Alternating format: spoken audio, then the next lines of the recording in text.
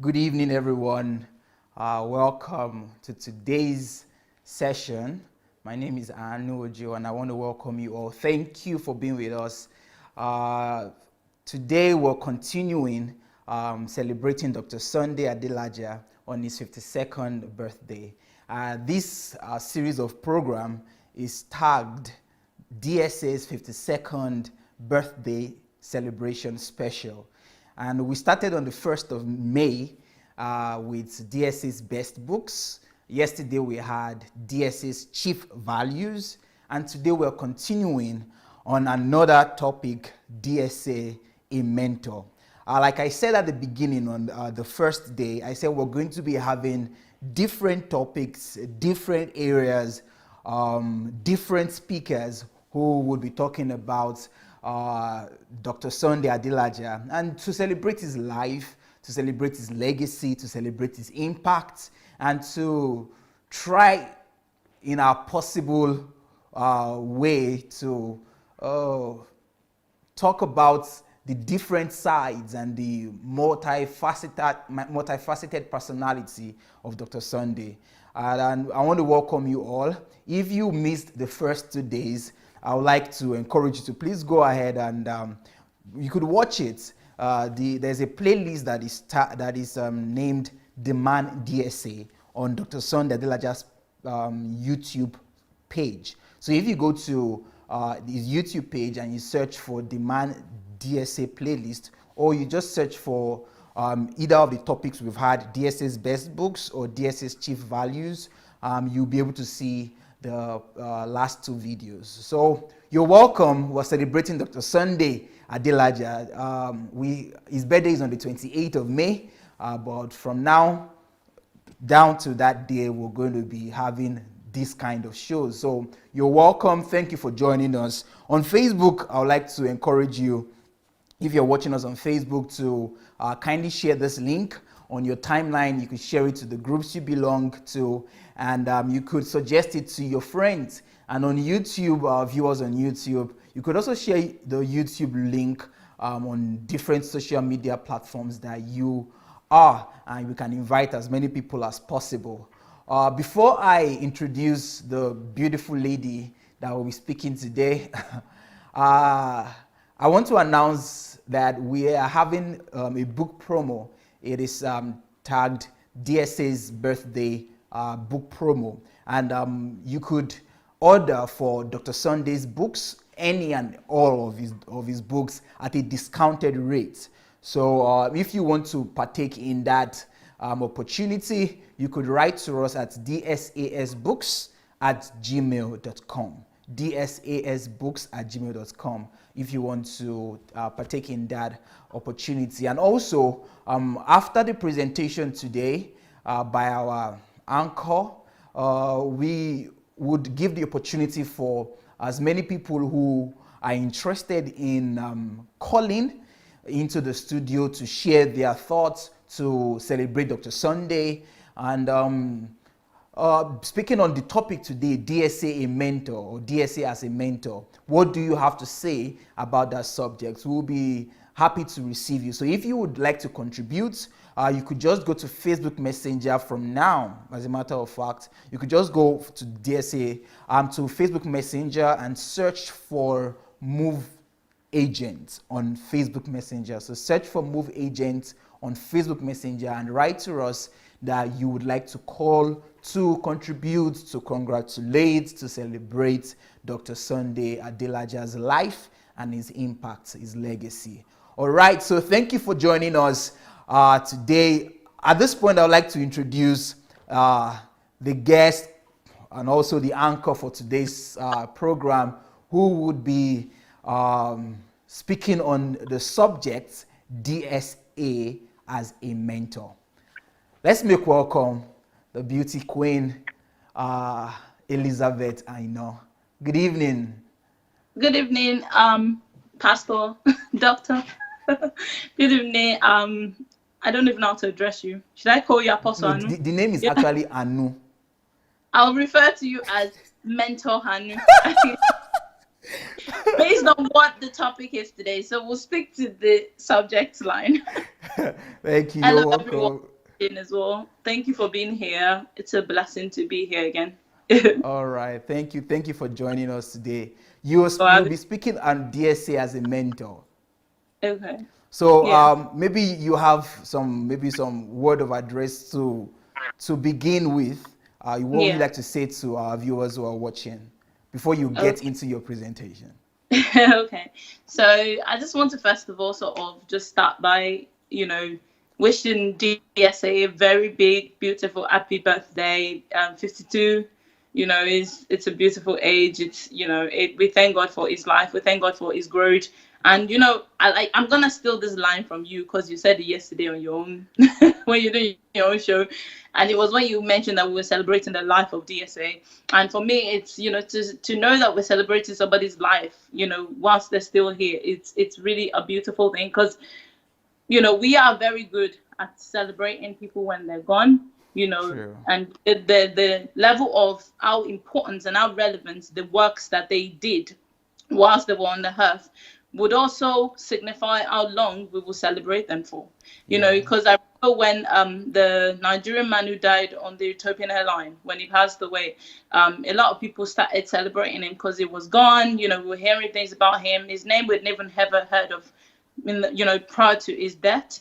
A Yep. lot of people died on that same flight, and we don't know their name. But Pius, everyone's been talking about Pius and talking about how great his works are, and I'm so grateful to God that we're not going to celebrate DSA not just when he's gone, but we're going to get to celebrate him whilst he's here, because we always say something, myself and Success, is that we always say that the most important aspect of Jesus on the is it's not actually his death. The most significant thing about Jesus is not his death. The most significant thing about him is his life, which everybody needs to learn to replicate and try to duplicate. And so that for me is one of the most beautiful thing about being able to sort of align or sort of relate DSA to the life that Jesus lived, is to be able to say that he's living, is not just existing. He's Wow. here for a purpose, and he knows that purpose, and he's walking in line with that purpose. So anytime, any day, it's a great time to celebrate a man with that sort of mentality. The man that he has recognized himself with his purpose and is in line and is living according to his purpose. So it's beautiful. I also want to start by also debunking people's mentality about the word mentorship before I get into the actual topic. I remember when I started following DSA. I remember, growing up for the first, let's say, 20 years of my life, I will honestly say I've never heard the word mentorship before. I've never heard the word mentorship. I only heard the word mentorship, I would say, maybe around 21, 22. And even then, it wasn't something that was promoted as something that, you should desire to have. Yeah. People would, conception within the religious community, it's don't make man your god was the image. However, we were actually making man our god by actually following so religiously according to what one man was telling us. We did Yeah. not use our own sound mind to think for ourselves. So Yeah. even when I started following DSA, I didn't actually acknowledge that DSA was my mentorship, until for a while. And one of the most important things I actually learned from DSA when I started watching DSA was actually how important the word mentorship was to DSA. And it was actually one of my first. Oh, I think we lost her. All right. Well, we're going to call her back. I think something just happened right there. But our viewers, well, we are talking about DSA as a mentor. And if you just joined us, this is DSA's 52nd birthday celebration special. And we're having another speaker today who will be defending our presentation on the subject DSA as a mentor. DSA as a mentor. So you're welcome all. While we try to get Miss Elizabeth back, I would like to announce this book. This is the latest book that was released by Dr. Sunday, and it is titled Damaged by Religion. Damaged by Religion. And this book doesn't just talk about the damage that religion has led to, but it even goes further to give a path to healing, And I think this book is a book that, I mean, Africans, we need to get this book to read because we need to be healed from the damage of religion. So if you want to get this book, you could order for the book free or by subscribing to Amazon Kindle Unlimited, or you could get this book on Okada Books, or you could write to the office here at DSA'S to get this book. So the book is titled Damaged by Religion. All right. So we have Elizabeth back. So you're welcome. Hello, thank you very much for having me back. I was a bit shocked. I was like, oh, what happened? All right. Yes. So let's just continue. Yeah. So I was just saying that, so initially, when I got to meet DSA, you know, one of the first things that I learned about him was mentorship, was the word mentorship. And I only learned it because at the time I've shared this plenty of times, in 2016, I was in a relationship that was abusive. And I remember being in that relationship and thinking to myself that I want to come out of this. I want to come out of this. And I needed a mentor. I really, really needed a mentor at the time. And DSA was a mentor, even though I didn't acknowledge that it was a mentor. But that wasn't even the biggest thing. Biggest thing was for me was being able to sort of understand the word mentorship and actually understand how important and how relevant it is in the life of anybody, because I started to look at the person that was abusive to me, and I started to look at his life, and I started to look at who was his mentor. Who is he looking up to? What sort of leadership skills does he have around him? What sort of, who's his leadership sort of, who does he look up to? Because we are a reflection of those things that we listen to. We're a reflection of the people that we listen to, all the people that around us. And for me, I was able to relate to that. I was able to sort of look at him and actually see that, he was a result of a failed mentor. And, he really genuinely had a lot of mentors in the place of pastors. But when you look at the lives of those pastors, they were either control freaks, they were displaying leadership as authoritarian, they did not have the autonomy. They don't even know, what it meant. Hello? Oh, yes. So can you still hear me? Yeah, very well. Oh, okay. Yeah. They didn't even have a basic understanding of, how to be a mentor, how to be a leader. There were people that needed a mentor themselves. There were leaders that needed leaders themselves. They needed to learn what leadership meant. So for me, I was able to see that, and I was able to sort of project that to my own life and my own scenario at the time. So yes, I want to debunk that misconceptions that we have that having a mentor is bad, because today we're going to really, really look into the word mentorship, and we're going to talk about how profitable it is to have a mentor, and what, who is a mentor, and what is the use of a mentor in our lives. Yes. Wow, so, amazing. Thank you so much for that introduction. Thank you. On the screen, there was the initial part of your slide, and also on the promo design or promo poster, it was a picture of yourself and Dr. Success. So I think it won't be wrong for me to say congratulations on your wedding and your marriage.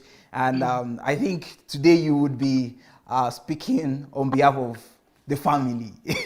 Yeah. So yes, that's one of the things I must apologize about as well, is that I'm representing us both. I hope you accept me in your heart, everybody. Definitely.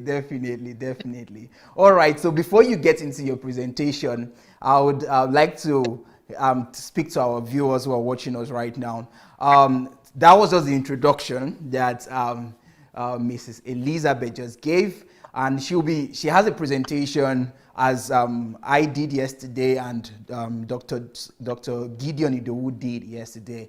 And if you're just joining us, I would just quickly like to announce that there's an opportunity for you to join the conversation at the end of the presentation. So if you would like to join today's conversation, you could just go to Facebook Messenger, search for Move Agents, and write to us there that you would like to contribute to today's subject, or just to congratulate Dr. Sunday or to celebrate him. And also, I announced at the start of today's program that we're having a book promo, and that is DSA's birthday book promo for the month of May. So for you to get a discounted rate of Dr. Sunday's book, I'm talking about getting the hard copy of his books. You could write to us at dsasbooks@gmail.com to get a hold of as many books as you desire. And also, if you're just joining us, I would like to encourage you to share.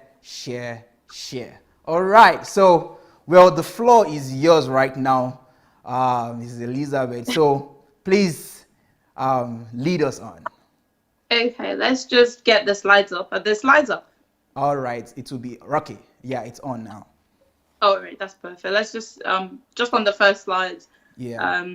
So who is a mentor? Like, as I've just explained, one of the misconceptions that we have of a mentor is that is someone that is God. We have created a demigod for ourselves on the earth.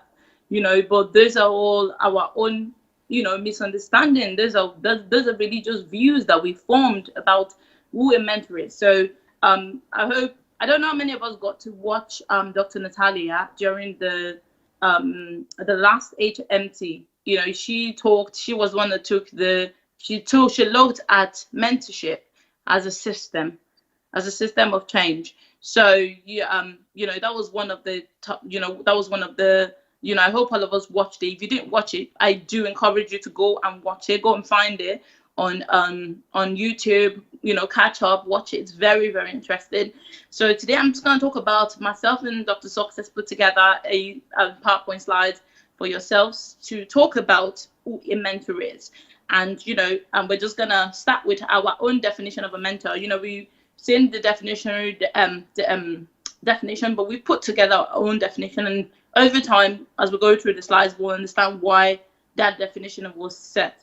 Okay, so the definition says that a mentor is a person who teaches how to arrange the puzzle that you already carry. So you have a puzzle and you want to know how to put together your puzzle. So what the mentor does is there to oversee you putting the puzzle together. So you have to connect the dots. You still have to do the work. But what he does is he oversees. The other thing says that he or she teaches you how to manage the glory that you already carry within you. So you already carry God within you. You already carry, blessings. You already carry, amazing things within you. But you need to understand how to exercise that. So you already carry the skills. You carry the knowledge, but you need to know how to manage the knowledge. So now that's what so we're going to keep reading. So it says, a mentor wakes you up to the reality of the glory and wealth you already possess. So it is not really there to give you knowledge. That's not his job. That is for you to go and get. That is your own work. And I understand that that's where it can get a bit scary, because now you're realizing that what the mentor is not going to teach me everything. No, because you've got to have some basic knowledge. You've got to have some basic understanding. Like, for example, the CEO of Facebook, what Mark Zuckerberg, once talked about how the late CEO of Apple, what's his name, was his mentor, Steve Jobs, yeah. And he talked about how he was his mentor, and he talked about how he helped to oversee him. So, what's his name? Mark already had the wisdom. Mark already had the knowledge. He already had the understanding of how to put things together, but he needed somebody to guide him, to help to, maybe to say to him that instead of just joining into creating affiliation with a company, why don't you go, or creating a relationship with a company, why don't you go set something up? Why don't you look into the market to see what's trending at the moment? So what a mentor does is it really points you into the direction, but you've got to go and do it. You've got to go and do the assignment. You've got to go and fix. You've got to go and find it. You've got to go and break and make and, put things together yourself. Okay, so we say here that mentorship is a form of leadership. I think I've mentioned it a few times now. The mentorship is a leader. It's a style of leadership.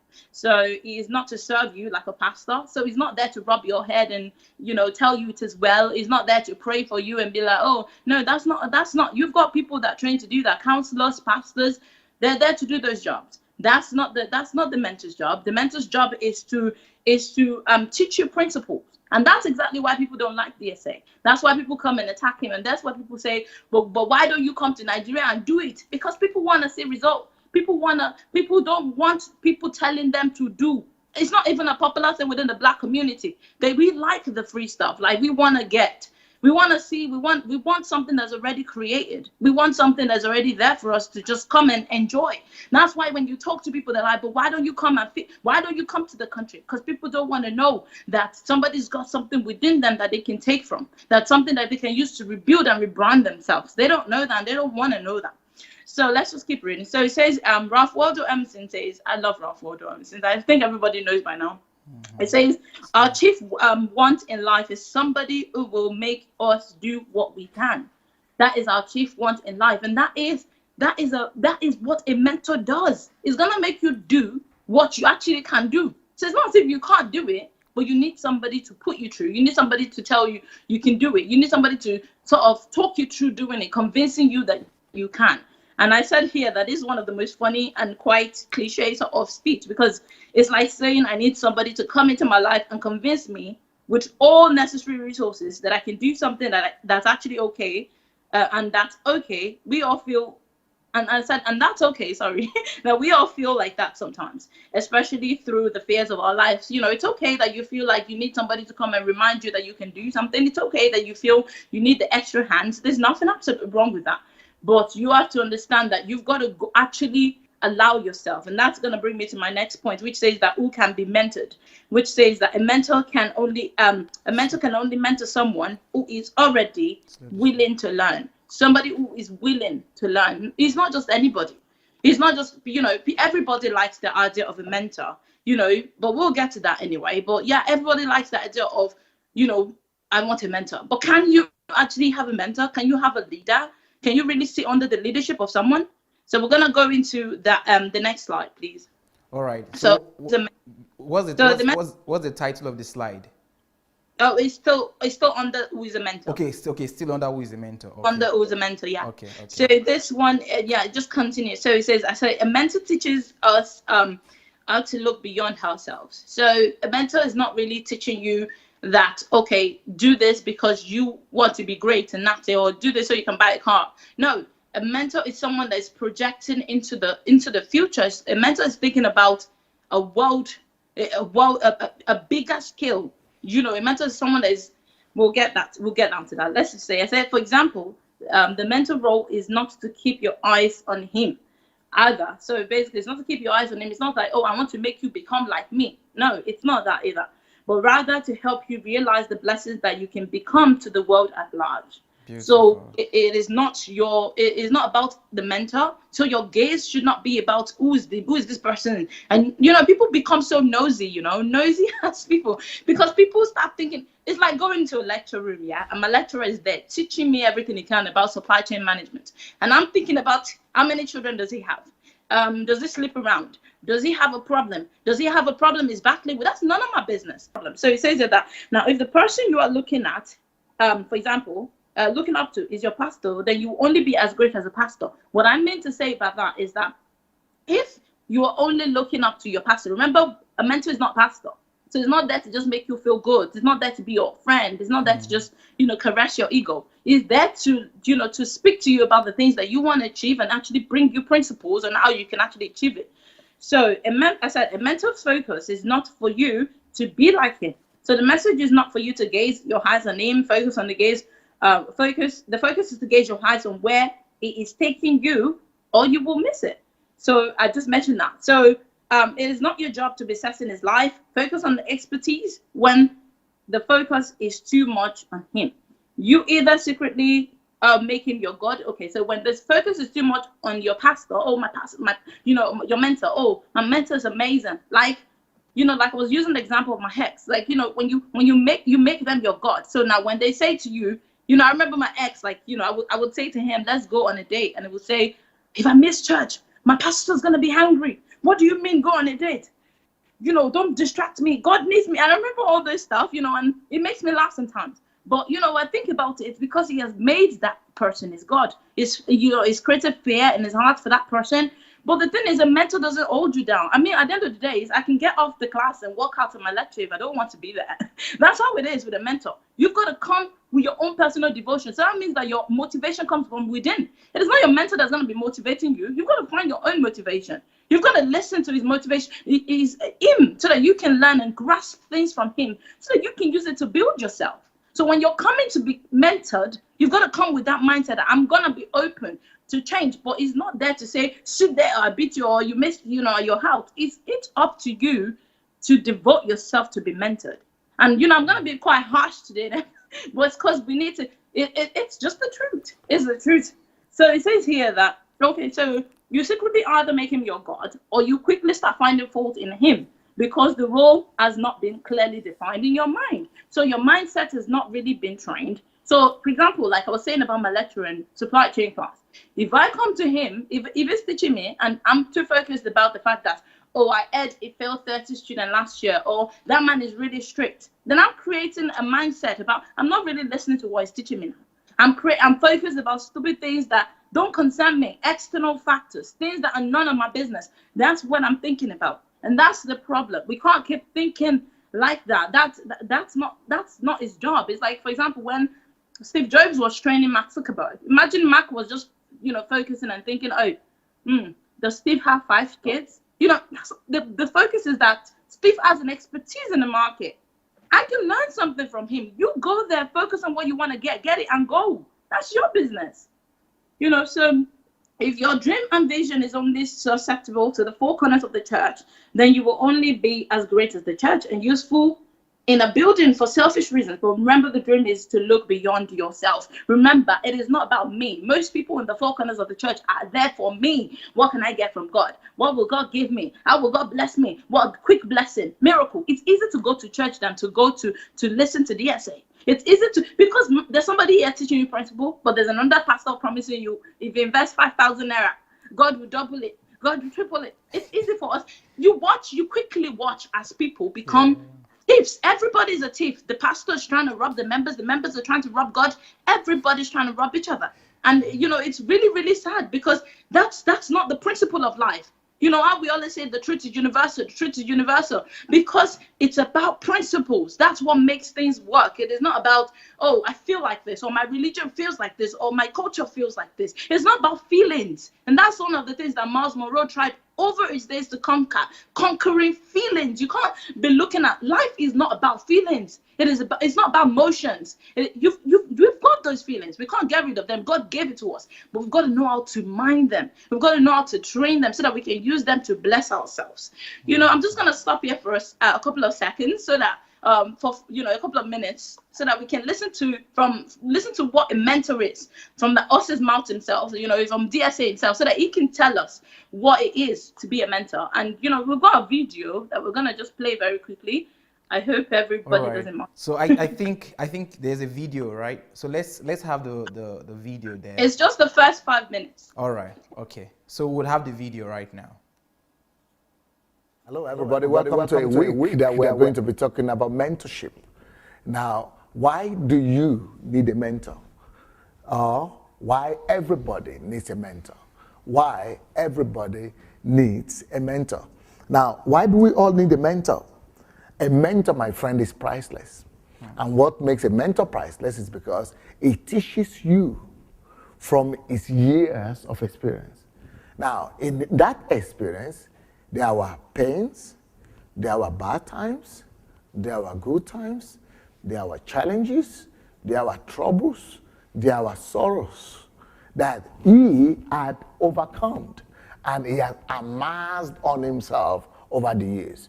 So all those years and experiences is giving them to you in 1 or 2 minutes of speaking to you. So a mentor is priceless for every one of us. We all need a mentor. A mentor is teaching us from his pain. A mentor is teaching us from his experiences. A mentor is giving to us the wealth that he had accumulated over the years, maybe what took him 40 years to amass is giving to you in 40 minutes. What took him 20 years to learn is giving you in a few minutes. So that is why we all need a mentor. There is no man that can prevail in this life all by himself. We are too small to be the Lord or the author of our own life, because there are a lot of things to learn in this world, and there are a lot of things that you don't know. There are a lot of things that other people know that you don't know, and there are a lot of people that have lived before us. They have lived before you, and that experience has given them and has equipped them to be able to know and teach you something that you are yet to encounter, so that by the time you get to your destiny, you will be ready, you will be prepared to be able to confront your destiny. So that is why we all need a mentor. That is why a mentor is priceless. It teaches you from his pain. It teaches you from his experience, so that you will avoid those pains. You will avoid those experiences. You will not be able to repeat the pain, the experience, the troubles and the challenges he had to go through to come to that conclusion. God bless. Hello, everybody. We continue to talk about mentorship this week. Great. Has it been 5 minutes? Is he up to 5 minutes already? Not yet, because it's meant to be 5 minutes. Let's confirm. We'll confirm now if that's up to 5 minutes. Wait, why do we all need a mentor? Okay. Well, we all need a mentor because only fools learn from or by their own experiences. Only fools learn from their own personal experiences. We all know that we could all learn from wisdom of others. We could all learn from the experience of others. We could all learn through instructions given to us by others. But if we don't want to learn with the wisdom of others, if we don't want to learn through obedience to instruction, if we don't want to learn through the fear of God, and if we don't want to learn by observance, we will be made to learn by our own personal experiences. Now, it is wiser to always learn from the experience of others, because if you want to learn from your own experience, what does that mean? That means if somebody says, don't touch that electricity, you say, well, I don't believe you. I want to experience it. You might touch that electricity and don't survive it. Because you might touch it and you might die. Some people have died by touching electricity, and they didn't survive it to tell the story. So they couldn't even learn from it to correct their actions, or you could be paralyzed by it. That is your experience. Learning from experience is dangerous. For example, a young lady that is being told that don't go about sleeping about with men because it's disastrous. Some of them will not marry you. They break your heart. They say, well, I want to try everything by myself. The people who say that they want to experience everything all by themselves, they only experience the bad aspect of life. But the people who choose what to experience, they are the people who are wise because they avoid the bad experiences in life. So you don't want to learn by your own experience. You want to learn by the experience of others, through the experience of people who have gone before you, so that you don't repeat their mistakes, you don't you don't repeat their pains, and you don't experience their sorrow. God bless. All right, good. I think it's 5 minutes now. Yeah. Okay, so that's, I wanted us to hear from DSA itself, what a mentor or who a mentor is, and how important and essential it is for all of us to quickly go and find a mentor. If you don't have one, go and define that person is my mentor and mentally accept it. That is my mentor. There's nothing wrong with having a mentor. There's nothing wrong with saying somebody's discipling you or you're a disciple of somebody. The one thing that qualifies people to be called a disciple is that you have someone, you were trained directly under the leadership of that person. So like Jesus had disciples, DSA's disciples. It's like that. You're the mentor. You become a disciple of the person that mentors you. And that's it. That's just as simple as it is. Okay, so let's just move on to the next slide. I think one of the things that stood out for me the most about that video we just watched is DSA's saying that the most pathetic person in the world is the person that doesn't have a mentor. I remember sharing my story with DSA, like, when I first came across DSA, when I first met him. And I remember one of the things he said to me was that, that's one of the saddest things, like, for a person to only have had, to only have had their own experience as their own way of learning in life, and that's what we're taught. That's what I know how to do. We've been taught, okay, don't make man your God. We just experience through life. We don't know that we can learn from the experience of others. We don't know that there was any such thing as, learning from somebody else, So, yeah, I just wanted us to watch that video very quickly and just grasp one or two things. I hope it blessed one of us or all of us. Amazing. Okay. Before you move to your next slide, but Yes. I want to appreciate that you started on that point, because I had to explain who a mentor is. Because I think the vast majority of people don't even know who a mentor is. Just like you said, that it took, I think maybe it was in your 20s that you first heard the word mentor and mentorship, and even when you were following Dr. Sunday, it wasn't like it was your mentor of any sort or something like that, or maybe it was your mentor, but you didn't even acknowledge the fact that he was your mentor. And I think it's good that you did that, because many people just see Dr. Sunday as a pastor. Some people see him as a teacher. And even when he has a mentorship program, but even many people don't even... Because they don't know what it means to be a mentor. They don't understand his mentorship program. Exactly. What is this mentorship thing? Exactly. They don't even... So he has a mentorship, an online mentorship program that anyone who is interested can go to. That's sundayadelajablog.com/mentorship. And I'm sure many people who even follow him, I'm not visited it, because they are okay with Dr. Sunday just teaching and listening to Dr. Sunday during his live programs. But it's good that you explained. I mean, you started by explaining who is a mentor and the difference between a mentor and a pastor, or a mentor and a teacher. That a mentor is different from a pastor. A mentor is different from a teacher.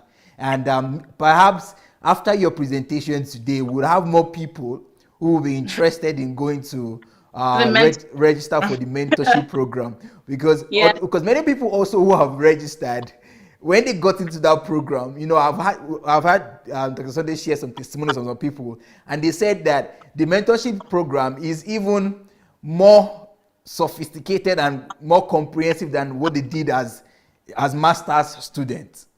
You understand? And that's exactly what Dr. Sunday is about. As a mentor, he has created a whole system about mentorship. But I just wanted to come in just to appreciate you for starting on that important note by explaining to every one of us who is a mentor. So great. So we're listening to you. Please go ahead. Yes, please let us proceed to the next slide. Thank you very much for touching on that, Dr. Anu. Thanks for mentioning that. Absolutely. Like, when I watched during the HMT, when Dr. Natalia talked about the mentorship program that DSA had, and that's why I encouraged everybody at the start, that if you've not watched Dr. Natalia's topic, teaching during the system HMT, go and watch it. Our mentorship is a system. Go and watch it, because you would see the difference of plans that DSA has put in place. During the mentorship, how it is structured, what you will have to go through, to basically say to yourself at the end that yes, I am qualified. It is not just, come, just take any of my book, go and read it. No, it is about, she talked about the 3 stages of it, the 3 clear-cut stages, which is, you going through the stage of actually finding yourself to start with, discovering, being able to answer that question, who am I? That's where it starts from. So you go through a series of training on that, then you go on to another one, which is now start thinking of what am I called to do, what am I supposed to do, or how do I find myself, blah blah blah. I don't even know what that second one is properly, and then the last one then is now how to think of a nation, how to think of nation building and stuff. So you're going through 3 stages of training. So it's not gonna be easy. And then you looked at the timetable, she broke it down in tables, and it was very, very detailed. And that was to show people that, look, We have a plan in place. We don't just call it mentorship that you just come, there's a video, go and watch. No, they have a plan in place. There's something called mentorship. That's why I said it's like a storm. If you're used to being under a pastor and you come here to be mentored, it's not going to be easy. But then you've got to come with that mindset, because you can't be focused on, the workload. But you've got to think, it's like a student that's like, I've got like 3 courseworks to do. I've got 2 exams to do. Oh my God, I've got 2 presentations. I've got so much to do in 1 month. I'm not going to do it, but you're going to do it. You're going to do it. Why? Because you know that if you don't do it, you will fail the classes. So you've got to devote yourself. Even when you don't feel like, you just keep pushing yourself. Because at the end of the day, there's something they're going to hand you, one beautiful paper, and it's going to say either you got first class or whatever you got. You look at it, you will know that this paper is the what's it called, representation of the hard work that I've devoted into these courses for the last couple of years. And it's just a paper, but that paper will take you places. Beautiful. And that's how it is. Beautiful. That knowledge will take you places, So let's just thank you very much. Let's just move on to the next slide. Sorry, everybody, I just diverted. So Pastor Natalia covered during the last HMT. He talked about mentorship. Let's move on to the next slide. Oh no, let's go with the one that's got the table on it. It's got the factors of success. Okay, the one with factors of success. All right. Yeah. All right. Yeah, and she explained that table. She talked about the fact that what we just talked about, our environmental factors sometimes are limitations, and then she said that the knowledge is just 10%. That's 10% knowledge. That's it. That's all the mentor will contribute to you. And character, that's your own character. Those are the factors surrounding mentorship. So we've got the environmental, we've got the knowledge, and you've got the character. So you've got to bring all of that together into mentorship. Let's just move on to the next slide. Right. So she also mentioned that the mentor does not teach knowledge. Sorry about that. My slide suddenly just went poof, disappeared in front of me. Okay, so mentor does not teach knowledge. It expands the scope of your knowledge. So it expands the horizon. It takes you out of the church into the world. It's like Jesus telling you, go out of a building, go into the nation. He doesn't tell you. It's not like you don't already have the knowledge. It's just taking you from one knowledge base to another, and it's telling you, look, there's a big box and you're sitting in one little box you've created for yourself. Come out into the rest of the boxes and expand. So she also mentioned that mentor can teach, but it is the role of the student to take in and think deeply. Okay. So anybody can give you any material, but what can you do with it? How do you dissect that? How do you, envelope? How do you sort of envelope yourself into it, like Gideon did when the angel of God did to Gideon? How do you take that all in? How do you go out and do something? I always use the example. I like this example of David. I think I shared in one of my shows once. How David, had to stand up on behalf of the Israelites against the Philistines. He had to challenge the Philistines who kept coming into their territory and challenging them and saying, at that time, David had to make a decision. At the end of the day, God already anointed David at the age of, I think, 15 or 17. And then, he could have just, he could have been waiting for God. Oh God, when are you going to crown me? But he had to stand up. He had to go face the Philistines. He had to challenge his fears. And I'm sure at the time when he had to go against Goliath, he was probably filled with fear. But because of he was able to stand up, the Israelites were able to get victory. If he never went out, who knows what will have happened today? At the end of the day, you got to take that leap. You don't know what the end is going to be. You don't know what the outcome is, but you got to keep going. You've got to face those fears and you've got to conquer it. Okay, so I've got another video called saying a leader is empathetic, but I'm not going to play it. I'm just going to talk about it. It's just a short clip where, somebody talks about how, you're going through something and then, people look at you and say, oh, bless you, it is well. And then what a mentor does is they will come into the hole with you and then sit with you and naturally drag you out of the hole and show you the way out. Like, it's kind of like that, like, a leader is empathetic. I believe that everyone who wants to be a mentor must be empathetic. It's only then you're able to think beyond me and able to think beyond self and able to think about because a mentor is not thinking about creating himself. It's thinking, how can I help somebody maximize their potential? How can somebody maximize who they are to bless for a bigger cause? So it's not like about, it's like, okay, how does this person recognize himself? How does this person magnify himself? And how does this person bless the world what he has discovered?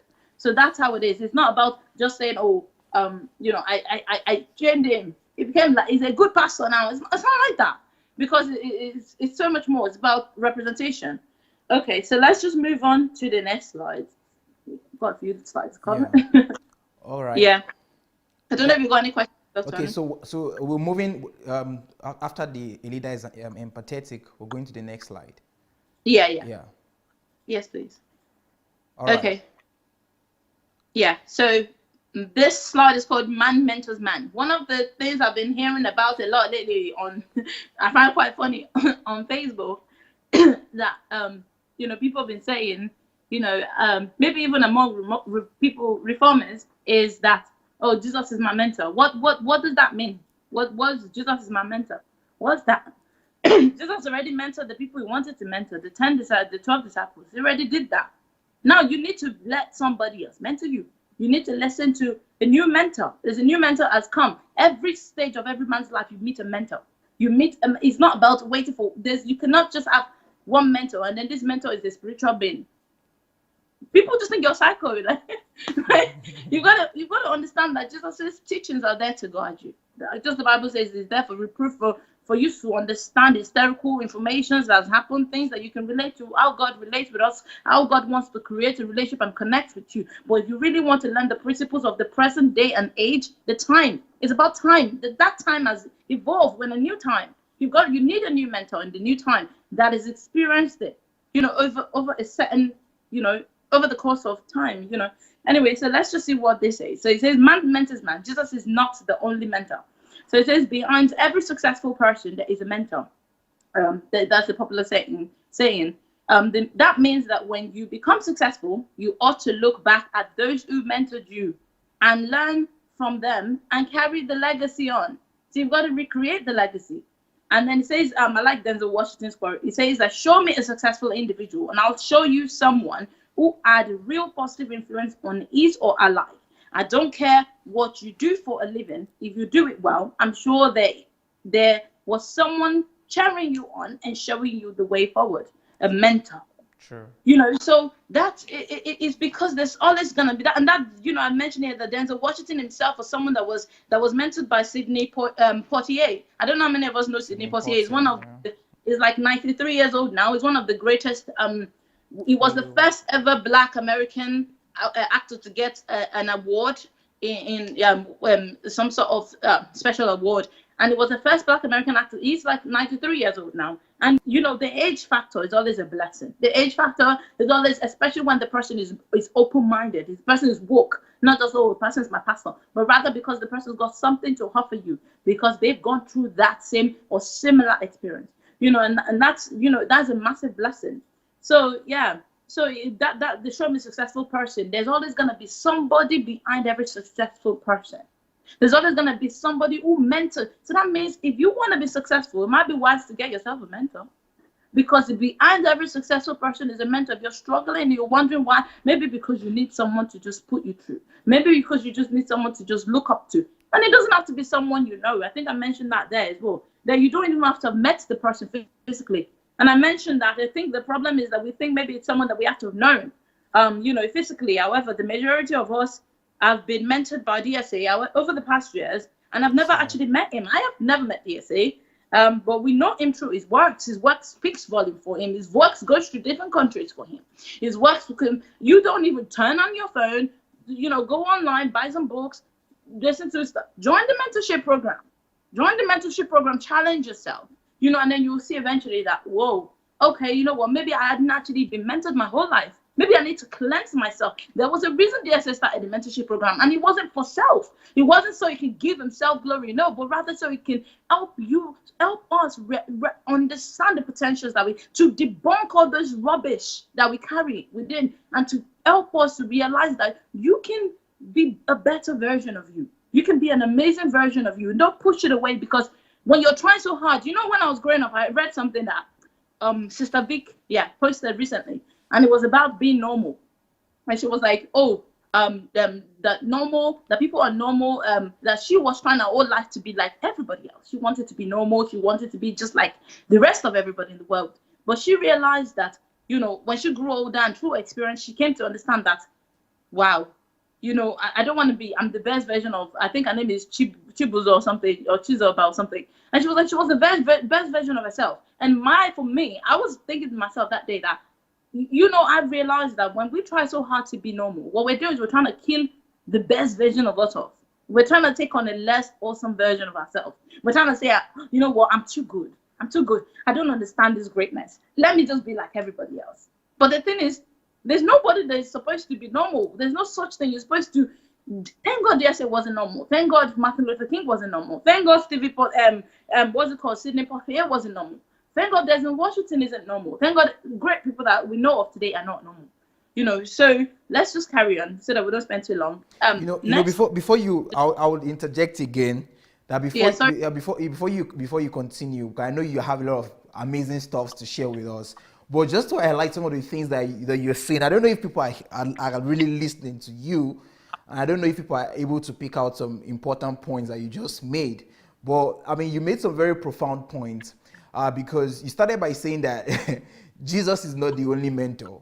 And no. if I heard you right, you were talking about, you quoted Denzel Washington talking about the role that a mentor plays in the success of an individual. And if I understand the word success, I don't think success is a Christian word. And I don't think success is a religious word. And I think everybody wants to be successful. So, exactly. So we're now trying to... It's a bit of an hypocrisy, yeah. Yeah. So trying to understand why Jesus would be the only mentor. I mean, just trying to just figure that out. It's just an interesting thing, I must say. Yeah, because I mean, so the word mentor is not even a religious word.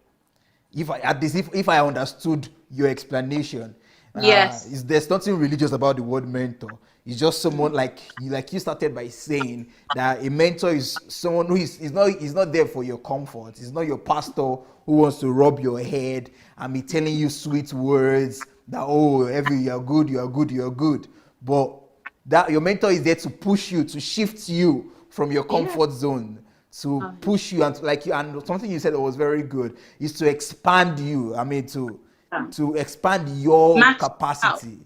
Yeah, and that's fantastic. And another thing you said, and I'm not sure if people, I mean, it'd be great if people picked it out, but you said something very great there, that you don't have to meet someone for you to be mentored by that person.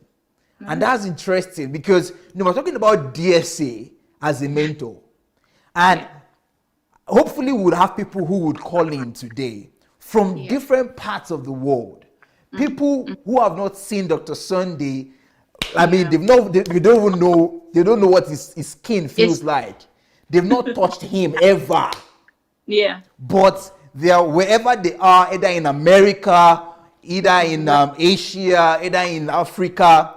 Dr. Sunday is just here, seated in Ukraine, but he has built a system, and like you mentioned, and we talked about earlier, the mentorship system that people can register by going to sundayadelajablog.com/mentorship and experience the mentorship. And it will be as though he is right there with you in your room, holding you by your hands and leading you to where you need to be.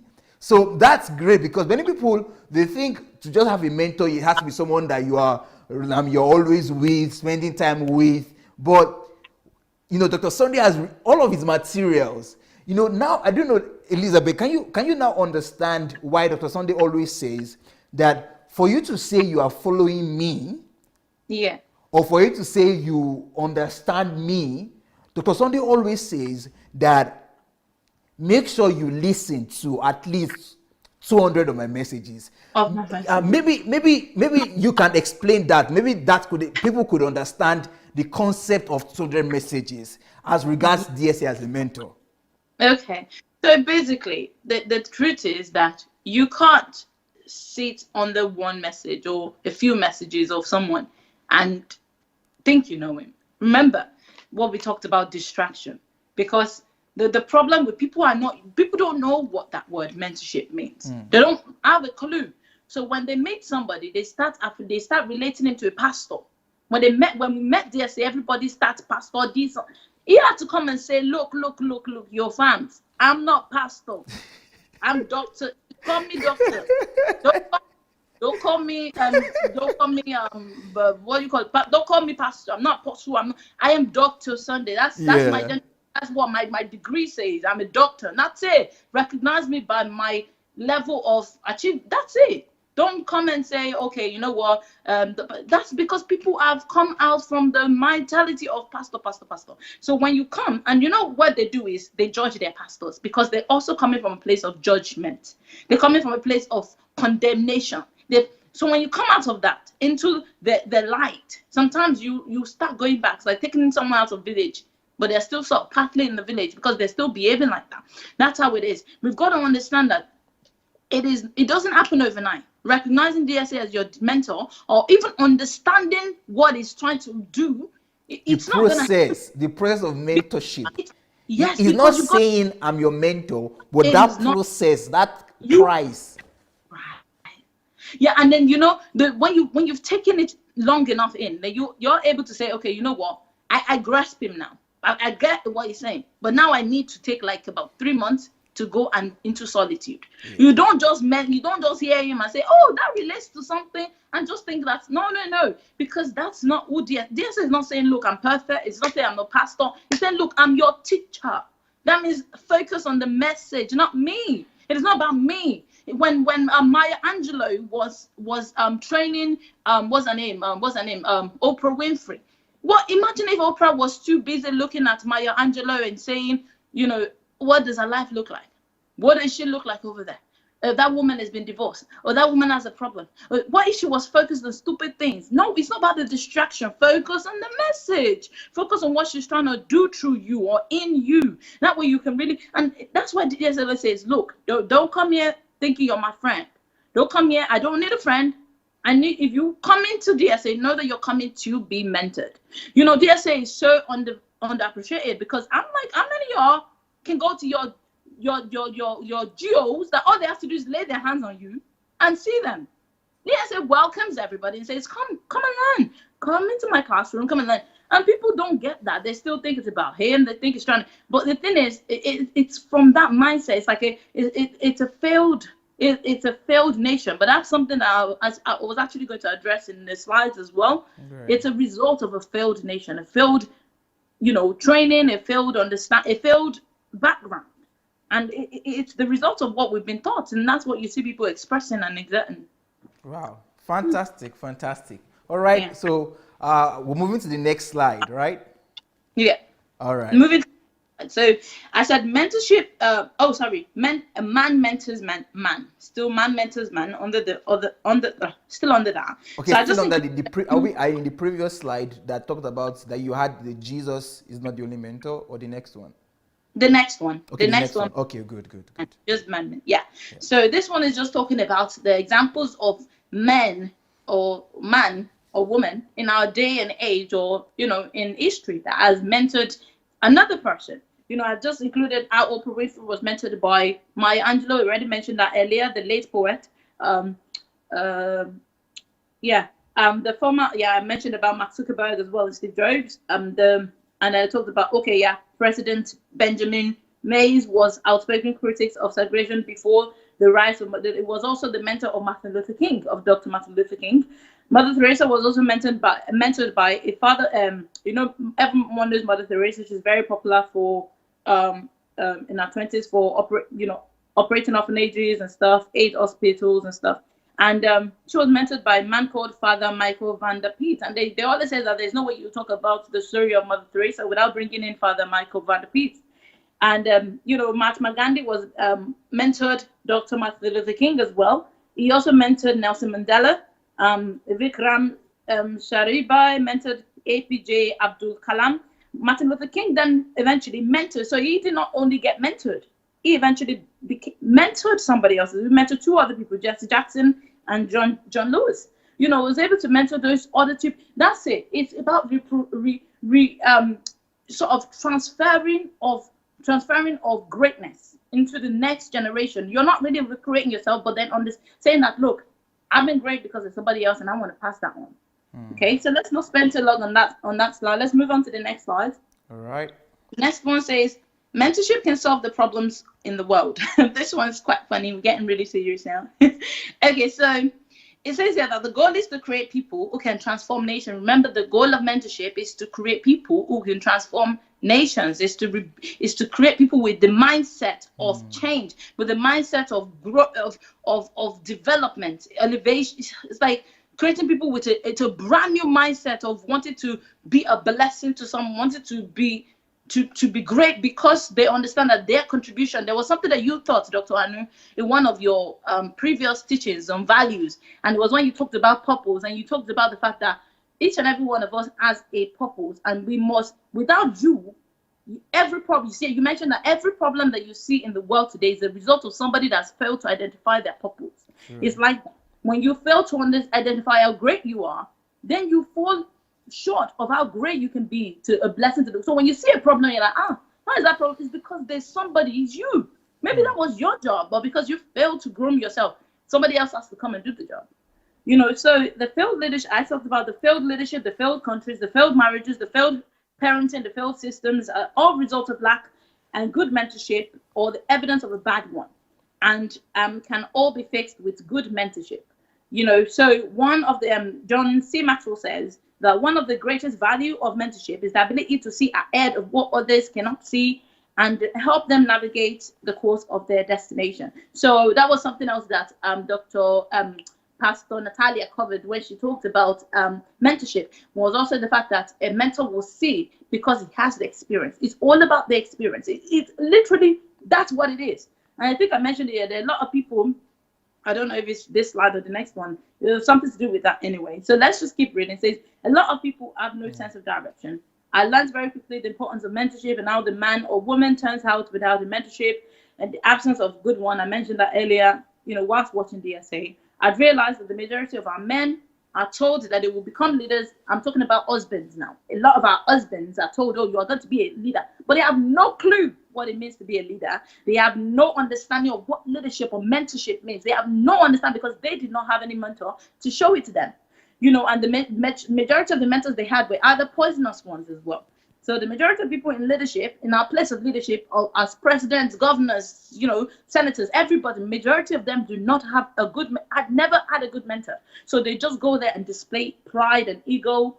The smart mentor, like DSA, recognizes national dilemmas. He recognizes a national issue and tackles it head on by first correcting the mindset of the broken. Now, I was talking about the mentee. So it's the person that wants to be mentored. You have to correct that person's mindset, reshape their mindsets first. Then you can then pass on a message to them. If you don't change the mindset, they can't grasp. How do you want to teach somebody that can't get the information because it's too very much in the religious zone? How are you going to bring that person and start telling them about, you've got to think about success? You mentioned before, people don't even think about success. They don't think about success because they affiliate. They think it is bad, but everybody wants to buy a car. Everybody wants to buy a new house. Everybody wants to build. But nobody wants to do the work. Everybody, because it's easier to look and expect things from God. So we can talk about the miracles, but we don't want to talk about the hard work.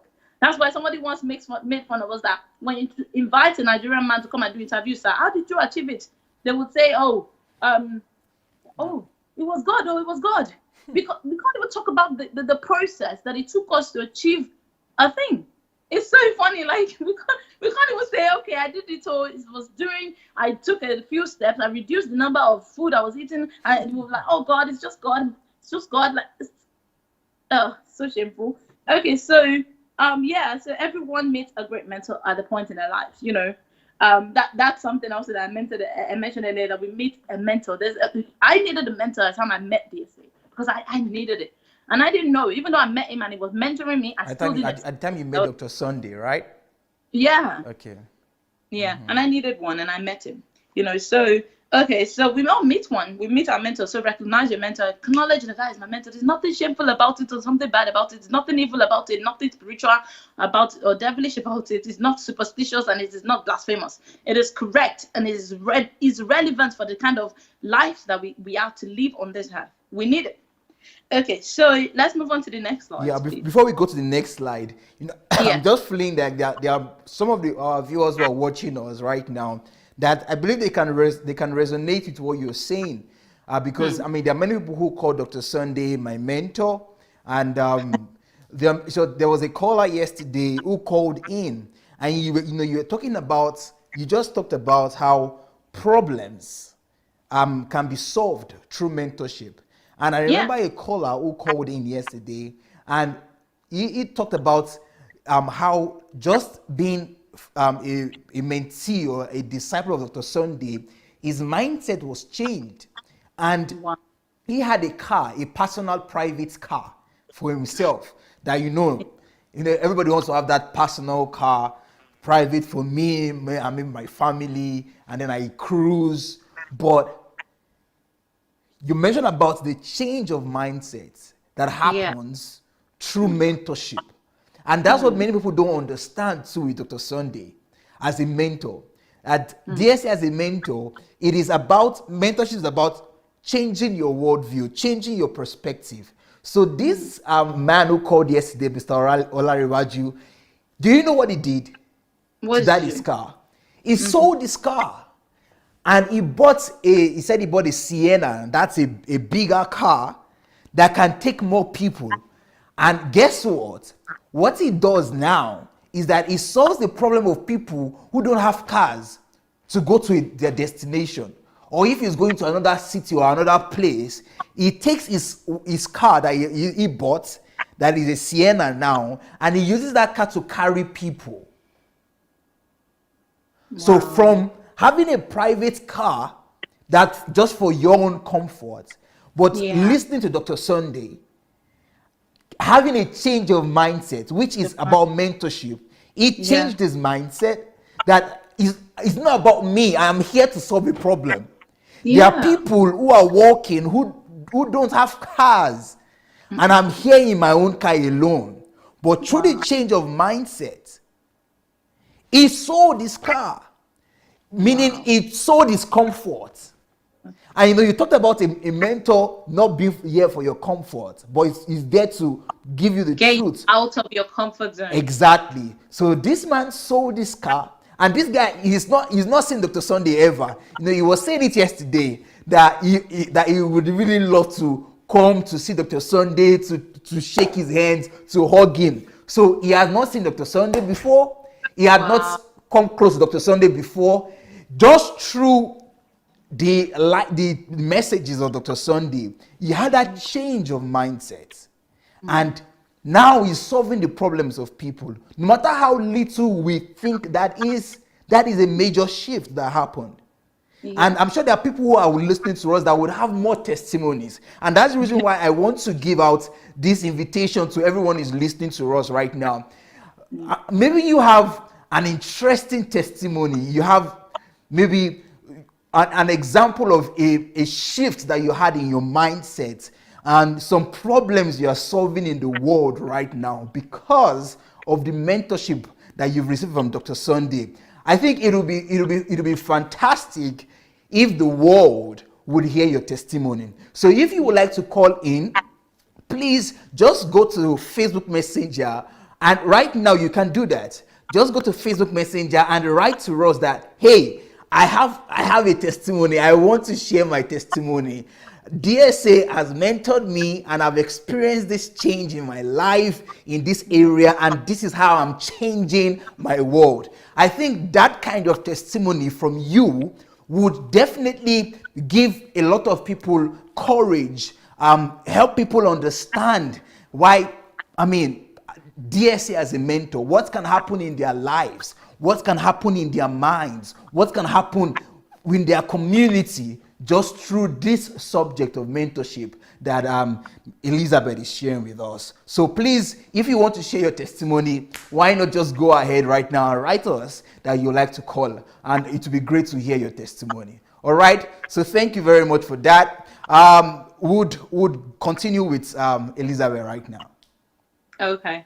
All right, let's just go on to the next slides before the call start rolling in. Okay. So it says mentorship can solve or add to the problem of the world, still under that topic, but I'm just gonna give us a scenario. So I say in layman term, I use the King, the Lion King's picture. I know everybody know this movie, The Lion King, and it's a kids movie. as an example. So I use the example when Mufasa died and supposed brother Scar took over the land, we could drastically see the destruction of the land, and we saw what we saw was the difference in the leadership, and we could see the difference under the wrong leadership and the mentorship compared to how rosy it was before Mufasa actually died.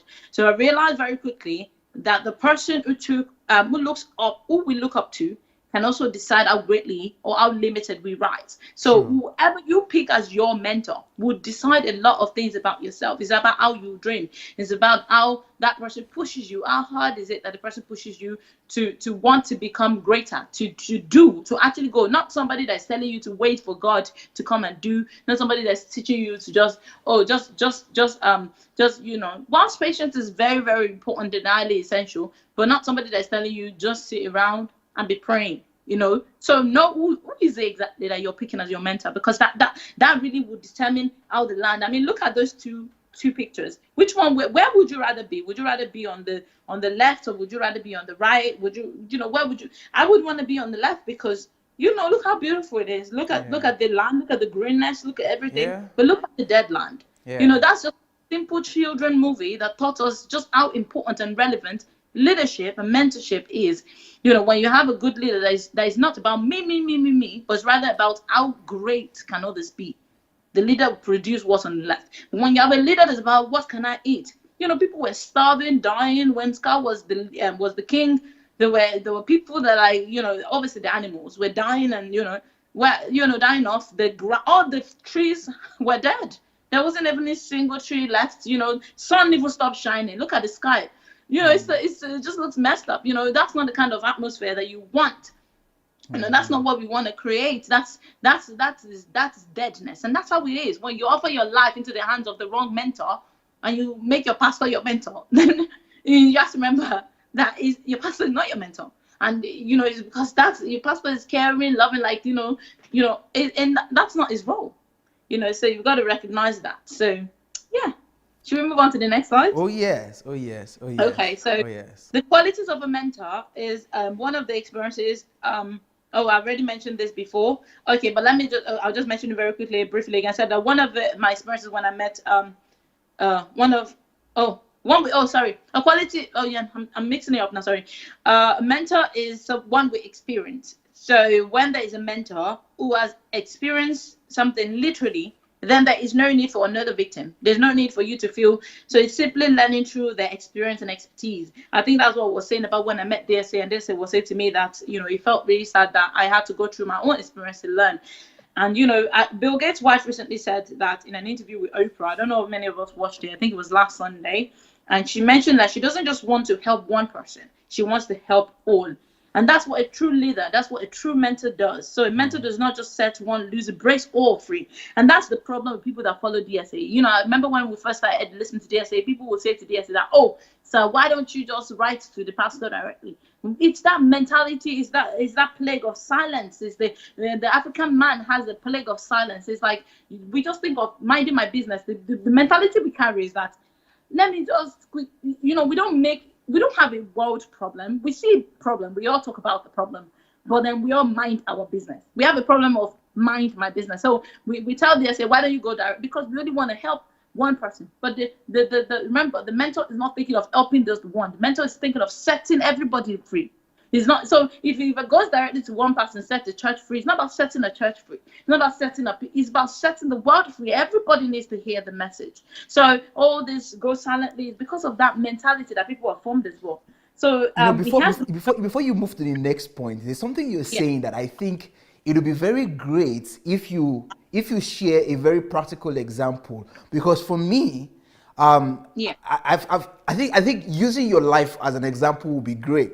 Because, you were talking about you meeting Dr. Sunday at the point where you needed a mentor. Yeah. All right. And and you're talking about how it's not just about one person.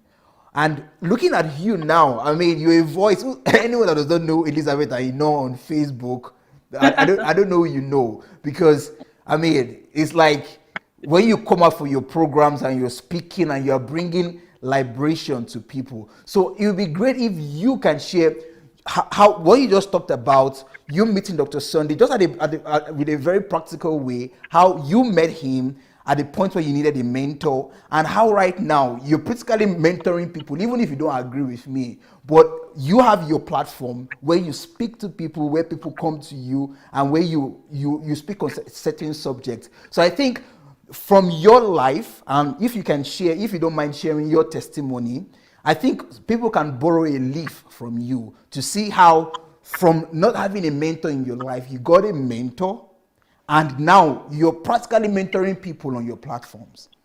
Yeah, absolutely. I think, oh my God, my life, my experience or encounter of DSA as a mentor, if this Elizabeth is not the Elizabeth from 3 years ago, that's for certain. Is the drastic, the boldness, first of all, to have left a relationship that, I was engaged to the person, families were involved,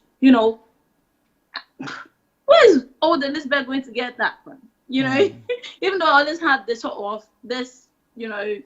I'm a bit of a rebel in my mind somewhere inside my brain. There's this rebel, but apart from that, like even though with that, there was always this fear. I was very, very timid. I was very shy. I was very, very I kept a lot to myself. I don't share things with people, and people don't even know what's going on. And I just was very, very to myself. Yeah. I didn't even know how to relate to people's problems. Yeah. But what DSA as a mentor for me has done is DSA has taught me to relate to everybody at large. Not just, I watch as DSA has to go through different sort of backlashes and stuff, people coming to him and saying, different things to him. But he through that, he graces through that, staying confident. This man teaches us about knowing who you are in God, in Christ, that confidence, that peace of God that surpasses human understanding, that even in the face of all the drama and all the trouble and all people hating, you don't care, because that doesn't move you. That doesn't move you because that's not your focus. I've learned so much, like, being in that relationship, that abusive relationship, being able to take my experience when I left and being able to say I want to share it with the world is something that old Elizabeth would never have done. I would have kept it. I would have been shy. I've been thinking that, people will judge me. They will say this. And I don't even care now these days. Like I literally don't care. Like I would just share it out there and just be like, look, I've been in an abusive relationship, and in no way does it affect me in any little way to say, because I'm so confident that there's a lot of people that in that kind of relationship that needs to understand that marriage is not a do or die affair, or relation, or boyfriend and girlfriend, or being engaged to someone is not a do or die affair. It's not. It's just, you have to understand, relationship is a choice. Jesus talks about the fact that some people are not even going to get married in life. Some people are not even meant to get married. I used to think I was one of those people that would never get married. When my husband met me, when Success met me and started talking to me, initially I was like, who's this guy? But obviously it was able to sway me off my feet and everything. But still, even with that, like, I remember saying to him that I don't want to get married, and he must have been like, what? I was like, I don't want to get married. I really don't see myself getting married. I don't see myself as a person that would get married. I would, if the old Elizabeth I'd not had a mentor, if I did not, seriously, I really always say that DSA for me was like Jesus. It's like the example of Jesus in the world. Because at the time that it came into my life, if I hadn't met DSA, I probably would have gotten married to that person. What you're saying, sorry, before you continue, what you're saying is so true. And I think it's not just you, because imagine what you're saying now, and because I've seen it, and I think our viewers who follow your program, they would see that, so they would almost not believe that you were ever once a shy person, or you were ever a timid person or fearful person. It's almost unbelievable, because when you speak now, like the bravery, the courage, the confidence that you speak with. But it's interesting that you're saying that 3 years ago, before now, you were the total opposite. You had fears, you were shy, you were timid, but through the mentorship, of which it's not like you met Dr. Sunday one-on-one. I feel like, even though I didn't meet Dr. Sunday one-on-one, I feel like Dr. Sunday called me out. Remember, I shared a video about the slavery in Libya, and the prices and stuff. And that was when they reached out to me and did a video with me. And I remember that day when I did the video with DSA, I was sweating like blood and water that day.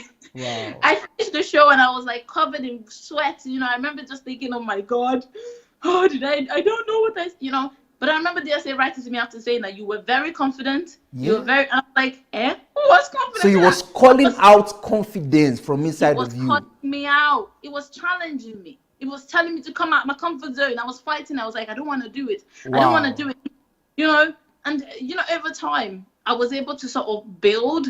I watched the show back, and even when I was watching, I was like, I wasn't shaking. But I'm like, why am I couldn't not even shaking? believe yourself. I was shaking. And it was not easy. Like, seriously, it's really DSA believing in me before I even learned to believe myself. Like, he saw that. He saw my potential. He saw what I can become. If I just challenge myself, if I turned him down and said, look, DSA, I don't want to do the show. I ain't got what it takes. Do yourself. Life would have gone on as if nothing happened, right? Wow. But at the end of the day, it's about me then stepping out, saying, okay, you know what? I want to do this. I want to go on that show. I want to talk about this. This is something that's passionate. It was about the family series, with the differences between men and women, and something that is very dear to my heart because, ever since I was little, I think I shared before that since I was 6 years old, I have been fighting for women. And God is my witness. Like literally everybody that went to school with me can bear me witness in Nigeria that I was fighting for women. Even in my class, when I entered the class, all the boys would go. Like literally, they would just be. You see them going, like there was this thing where they would turn off the lights and they go and touch girls in their private parts. Mm-hmm. But whenever I'm in the class, that would never happen. If they'll be like, Yana is around today, they used to call me Yana. They'll be like, oh, she's around today. So nobody would be like, everyone would just go dead because I was fighting for girls.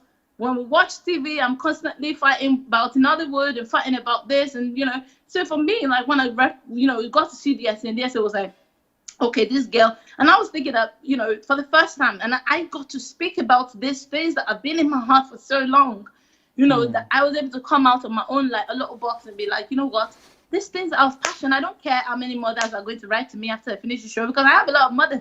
I have a lot of women around me and men, people, speak to me. They feel like, okay, you know what, are you going the wrong route? Don't, but the thing is, the truth is I've never been more of myself than when I, those days when I got to really speak the things that were in my heart, when I came out of the box, because then I'm now saying I recognize with myself, my potential, who I am in Christ. I've recognized with who God has called me to be by allowing some mentor help me to recognize that. So what DSA did, he woke me up. It woke me up from the sleep, like, wow. Wake up, girl, wake up, stop sleeping. Great. And, go out of the relationship that I was in. I was able to get out of that relationship. I was able to, listen to more of DSA shows. I remember I would not miss a single one of the shows they were doing at the time because I met them. They were doing the family series. I watched everything, the parent, everything. And I remember just going over every time DSA and they started talking about pastors. I would listen to every single thing. And then I was sharing everything. I remember it was like I was like already sort of had I was just thank God that I already sort of knew God before I met DSA because I was already worshiping God in spirit and in truth. That's one thing you mentioned last night, that there was a difference between knowing a lot about someone and knowing someone. Mm-hmm. You mentioned about that you got to realize that you as a pastor, you knew all the principles.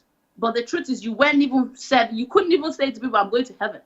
I'm going to be going to heaven because you weren't confident in it. And that's how I felt. It's like, but at the time, I was already in a place where I could say, okay, I know God is spirit and in truth, but I wasn't walking in obedience according to his guidance. So God was telling me, write a book about this, do this about this, speak about this, talk to people about this, challenge that. But for me, it was always about finding a way to keep God silent. Even when God was saying to me, leave that abusive relationship and because giving me something way that you had. Yeah, it was the fear of what people say, So I think all of those cleansing, getting DSA to debunk all of those fears of my heart, watching this confident man. For the first time in my life, I saw a man fighting for women. I was like, listen to DSA, like, and that's the same thing. The man fighting for women, and that's the same thing that you have a burden for. A burden for. Do you get me? So it was the mentor, it was just natural that we will connect. Wow. It was natural to connect with him. Great, fantastic. I mean, that's a great testimony, because right now you have become a deliverer to women.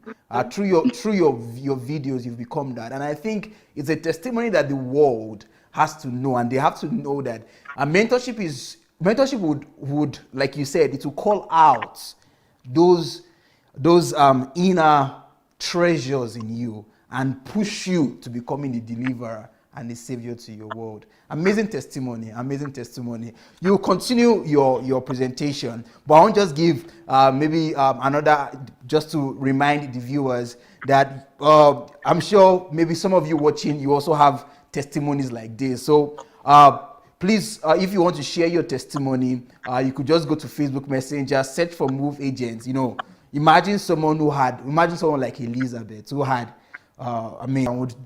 in some minutes time, when she's done with her presentation, we're going to receive your calls, we want to receive your testimonies, and we want to be inspired and to be motivated by the impacts that you are already making in your community. All right, so Miss Elizabeth, we're with you.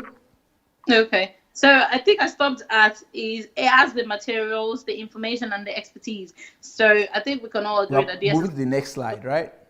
We're still on the mentorship, that one about the Bill Gates wife. Okay. So he has the materials. I think we all have. We are on the third point. So basically, he has the materials, information, expertise. I think we can all agree on that. There's no time need to spend time on that. Okay, so a person can only be a mentor to others when he's not afraid to share their own personal life experience. I think we've all heard so much about DSA's personal past and experiences, and even to the point of relationship wise and everything. So a mentor is who we listen to. So that's why we must be mindful of who we have around us and who we sit under. For me, I have a big problem. I can't sit under somebody that cannot share their life experience. So someone that's constantly telling me the Bible says, for me, I just can't. You need somebody that's able to sort of be realistic and relate it to real life experiences. Okay, so the next slide, please. So the next slide says one who must be mentored. So this is a list of, I wanted to actually put this list as one who cannot be mentored, but I was actually saying this person must be mentored because they're difficult, so I said one who is not willing to learn. Everyone wants a mentor, but not everyone can sit under the leadership of a mentor, and that's it. That's what I'm trying to say. Like, everybody wants, we want a mentor, but we don't know that it's called a mentor. We want a good leader. We want someone to put us through life. We want someone to tell us you can do something. But it's actually what we're looking for is a mentor. And but not everybody can sit under that leadership. So one who is not capable of accepting criticism. So if you're going to be mentored, you need to be able to be told you've not done it right. That's not the way to do it. Here's a different way to go about it. True. So remember, the role of the mentor is not to pastor or dictate. The mentee is not to spoon feed you as a mentor. So a mentor would not do that. It will only teach you how to do it yourself. There's a feeling of entitlement in African due to age, gender, position. There is even something now called grace mate. I've heard it before that you're not my grace mate or something like that. No one can challenge such people because they use age as a factor to intimidate or surprise you or use their grace. So another thing I like about DSA's mentoring style is that there is no age group. Everybody should learn. Everybody must learn, and everybody can learn from anybody of any age. And that's the way that it should be about life, because that's the principle of life, is that you can learn even from a child. The plague of silence, as I mentioned before, people pretend that people tend to victimize the culprit. So it became a case of DSA versus pastors. So it was not like, oh, why are you correcting them that way? Instead of them taking responsibility. So people started saying, oh, but why is DSA correcting people? Why is it not writing to them? But that's the problem. Is another mental problem that comes from not being mentored. So one who lacks the mentality of taking responsibility, and that's a very, very popular one in Nigeria, because, like, as I mentioned, a lot of people want somebody to just give them something. I think I mentioned it on the next slide, so I will talk about it there. So how many of us have heard people say to DSA, take it to pastors privately? I've mentioned that as well. Okay, let's go on to the next slide and just finish this up. Okay, yeah. So this is negative reactions to mentorship, right? Yeah. Okay. These are the negative reactions to mentorship. So negative comments, for example, how many of us have seen comments like people say to people in the diaspora that it's usually say show me what you have done back home, or why don't you come back home and do it? Oh, they say that to this is like negative. They say this to DSA a lot. They say to DSA a lot. They say to everybody who has a platform. Yeah.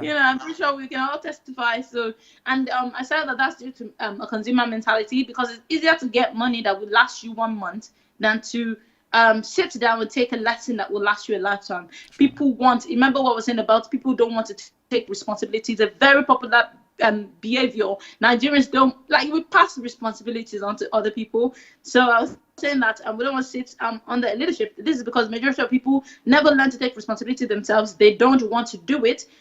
So they pass on the blame to DSA and others, thinking that so others people talking. So because people generally don't like the idea of delayed gratification, they just want to see a quick result and someone else has done. And this is a consumer mentality. They don't want to know.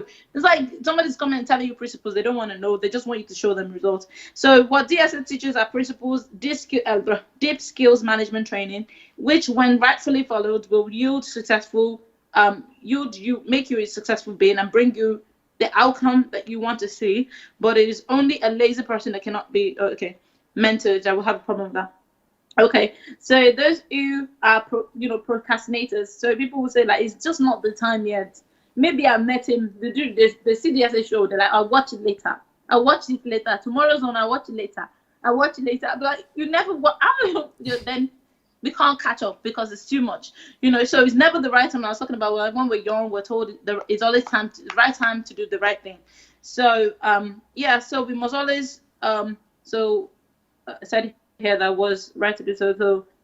When we grow, so basically don't procrastinate. Basically don't leave it for later, because it's never gonna be an actual time. You're never gonna be ready. You just gotta make yourself ready. That's it.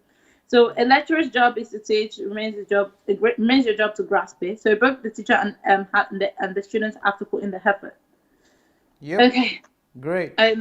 Next, should we go to the next slide? Oh yeah. Yes. Okay. So I don't know why people are not calling in. I was thinking No, we're going to be done with you, because if we start receiving calls, we might not be able to. Okay. So let me. Yeah. So you end your presentation. Okay. Yeah. So the last slide says what we have learned from DSA's mentoring style, myself and Success, is that when I was saying before, I already shared this, that when I shared my story, DSA style, it's like when he felt pained in his heart. It's learning that I had to go through the experiences and learn, and I think we all know by now how important mentorship is to DSA. So what I'm trying to say is that I want us to know, we did not know before, mentorship is very important to DSA, because DSA is a mentor. He's not a pastor. We have to understand his identity. That's who he is. So it's important to understand that it is important that a DSA carries, what we mentioned before, that every leader must have the empathy, not sympathy. Empathy, a sympathetic person will look at you and say it as well. An empathetic person will show you how it's done, so you can better yourself and better others. So it carries that openness, brokenness. We've seen DSA crying on shows plenty of times. People are like, oh, it's a drama queen. But the truth is, because he feels it can connect with you. That's something that Pastor Natalia also mentions, that a leader can connect with you. I also watched that in a recent documentary, that a real mentor connects with you, and that's how DSA connects with the story, connects with you, and is able to show that. So the mentor's role is to help all, not just the one person. It helps everybody. So DSA has taught us that there is a hidden wealth within us that we must daily work to produce into something tangible, or something that we can offer to others as a service. DSA is a mentor, not a magician, and not a pastor. So this is why this is where people get it wrong, because DSA is only going to be able to mentor you if you truly want to be mentored. If you don't want to be mentored, if you don't want to go through the solitude, then you're not going to get the message. So, but DSA still tries. Even when people don't listen, it still go out there, it still push his materials out. By the time you wake up, go and find it. So Nigerians, Africans, the Nigerian Africans have the spoon-feed me mentality, dependency mentality, just like the women always expect. Some women in Africa are trained to expect their husband to do everything. Oh, I'm just waiting on my king. It's coming. It's like, and it's not like that, because it's a dependency mentality. You've got to learn to become an individual, to become a personality. So that's something else as well. So DSA stays strong and positive. I also mentioned that, and that's a massive encouragement to us, because he demonstrates the skills of an expert that can mentor somebody, is to hold your peace even in the midst of all the chaos and stuff. And just like Jesus did on the boat when it was, there was almost a shipwreck, and Jesus was like, "Well, you have little faith." That's how it is. DS is like, "There's a storm, but just calm down." Okay, so when DSA teaches principles, I already mentioned this before. What it teaches are principles. Okay, so let's finish it off. The next slide is just the final statement from myself and Success. Is just to DSA himself and also to everybody. And we said that the mentor's role becomes meaningless if the mentee refuses to action the teachings. So it's really a wake-up call to all of us that listen to DSA, to go out and ensure that these messages are propagated properly, that everybody across the spheres of the world can hear it. People, either via books, we heard of the Chioma who does all the books distribution, and it's also to also in our lives as well, carry on that message across as well. Also let us understand that DSA is not saying become like me, but become the best version of you. And then we said that DSA, if you look, or if you ever wonder what your legacy will be, don't look too far. Look at us.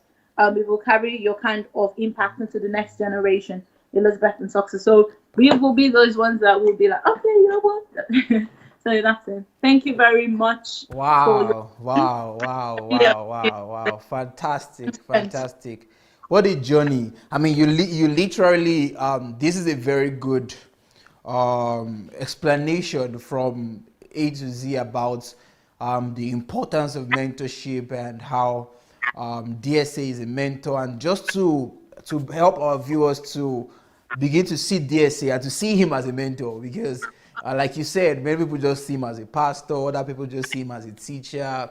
But I think if we begin to see him as a mentor, then we'll begin to receive his materials in that light. All right, so thank you so much for that presentation. We have some callers already, so we're going to start receiving our callers.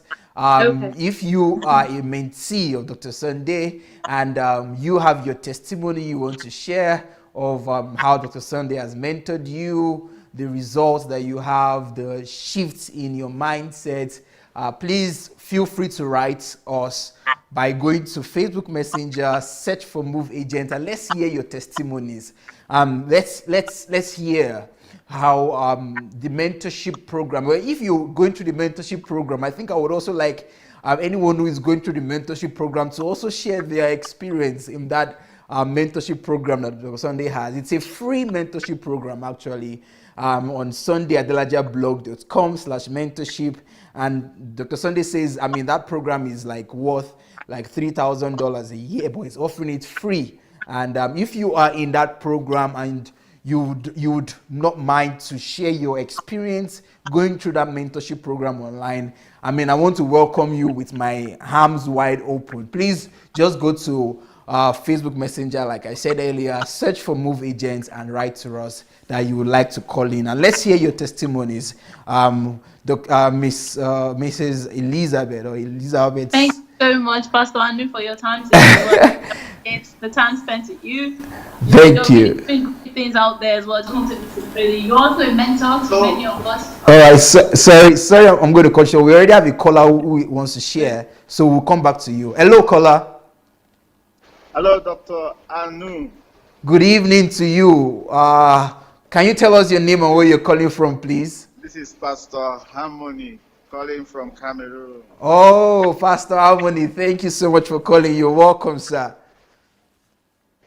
Oh, Dr. Elizabeth, the way you explain on mentorship, wonderful, so perfect. Wow. So I wanted to ask, number one, how long have you been under Dr. DSA's mentorship? Because it's as if you're already qualified to be a teacher in HMT.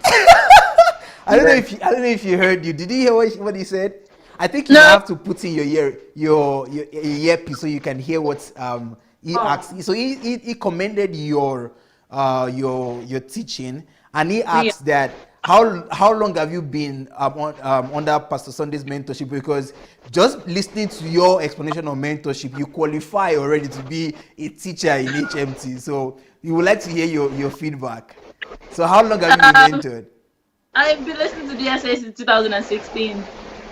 Wow, since 2016. Yeah. Hello, okay. Yeah, I've been listening to DSA since 2016. Yeah, 2016. Oh, can you imagine? Yes. Then I think I knew Dr. Sunday Adelaja almost 2012, and I actually did not do my homework well. Anyway, from your example, from your explanation, I am determined to make sure that I follow all the teachings. Another question, please. In Africa, we are confused between who is a mentor and a spiritual father.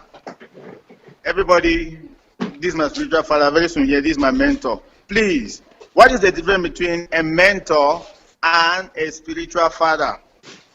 Great. That's a question you're throwing to Mrs. Elizabeth, right? Yes, sir. Yes. What was it? All right. I would. Yeah, she's going to give you a response right now. Any other comments would you like to share, Pastor Harmony, before you leave? No, I am so happy the way she explained on mentorship, so detailed, so explicit, and I think she's driving me into serious work.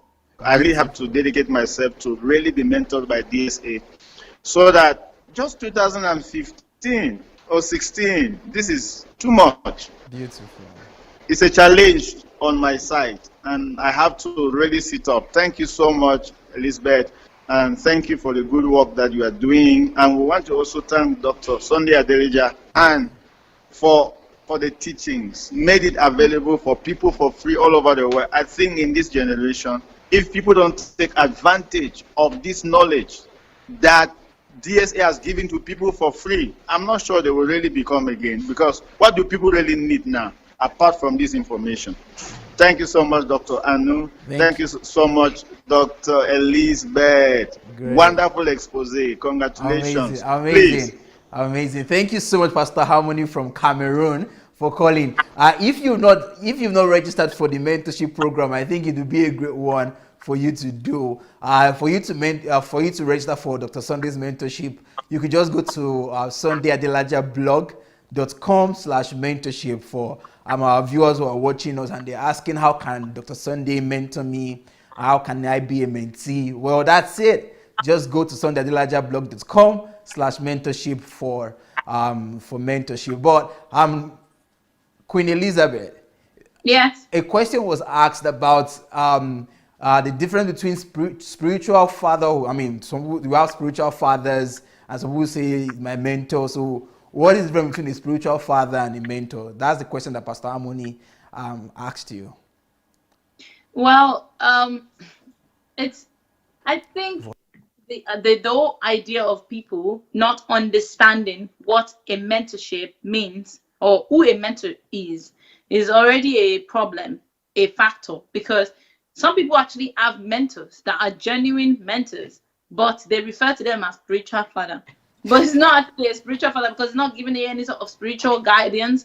It's just telling you how to, it's giving you the principles of how to look through the next stage of your life. It's like when Maya Angelou was mentoring Oprah. She wasn't actually telling her, oh, you've got to pray to God. No, but rather, some of this, take this step, or speak to this person, go this way, act this way, think like this, change your mindset about things, do it like this a different way, try a different way like this, heal through this, you're still broken in this part, get through healing. We've seen DSA show once and actually brought a chart and said 5, 6, 7, 8, 9, you categorize yourself. Where do you fall? Am I ill or broken? All those things, because it's trying to heal. And that's it. And so I think obviously, like I mentioned before, a pastor is not a mentor, but also there's a misunderstanding of what a mentor is. I hope, like with our discussion today, that people have a little bit clearer understanding that who a mentor is, how it puts you through things, where it places you in life, how it helps you to connect the puzzle.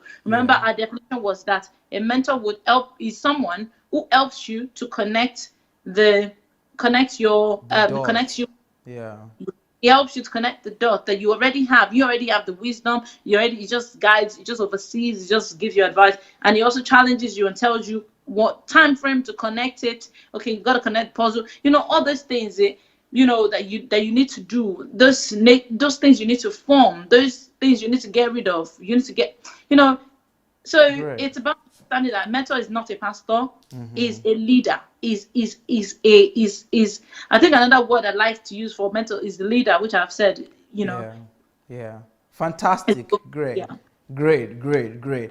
All right. So right now, I would So like you so that you could hear what the callers are saying. So they would would take the screen off your face so that you can maybe get a earpiece yeah.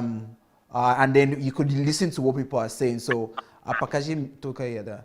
So Can you I can mute myself? yeah, Can so I you mute can myself? leave now. You can leave now so that if you could hear, I think you can leave so that you could hear what people are saying, and maybe if some people have some Okay. questions to you, so you can maybe get a earpiece, and then we'll receive the next caller.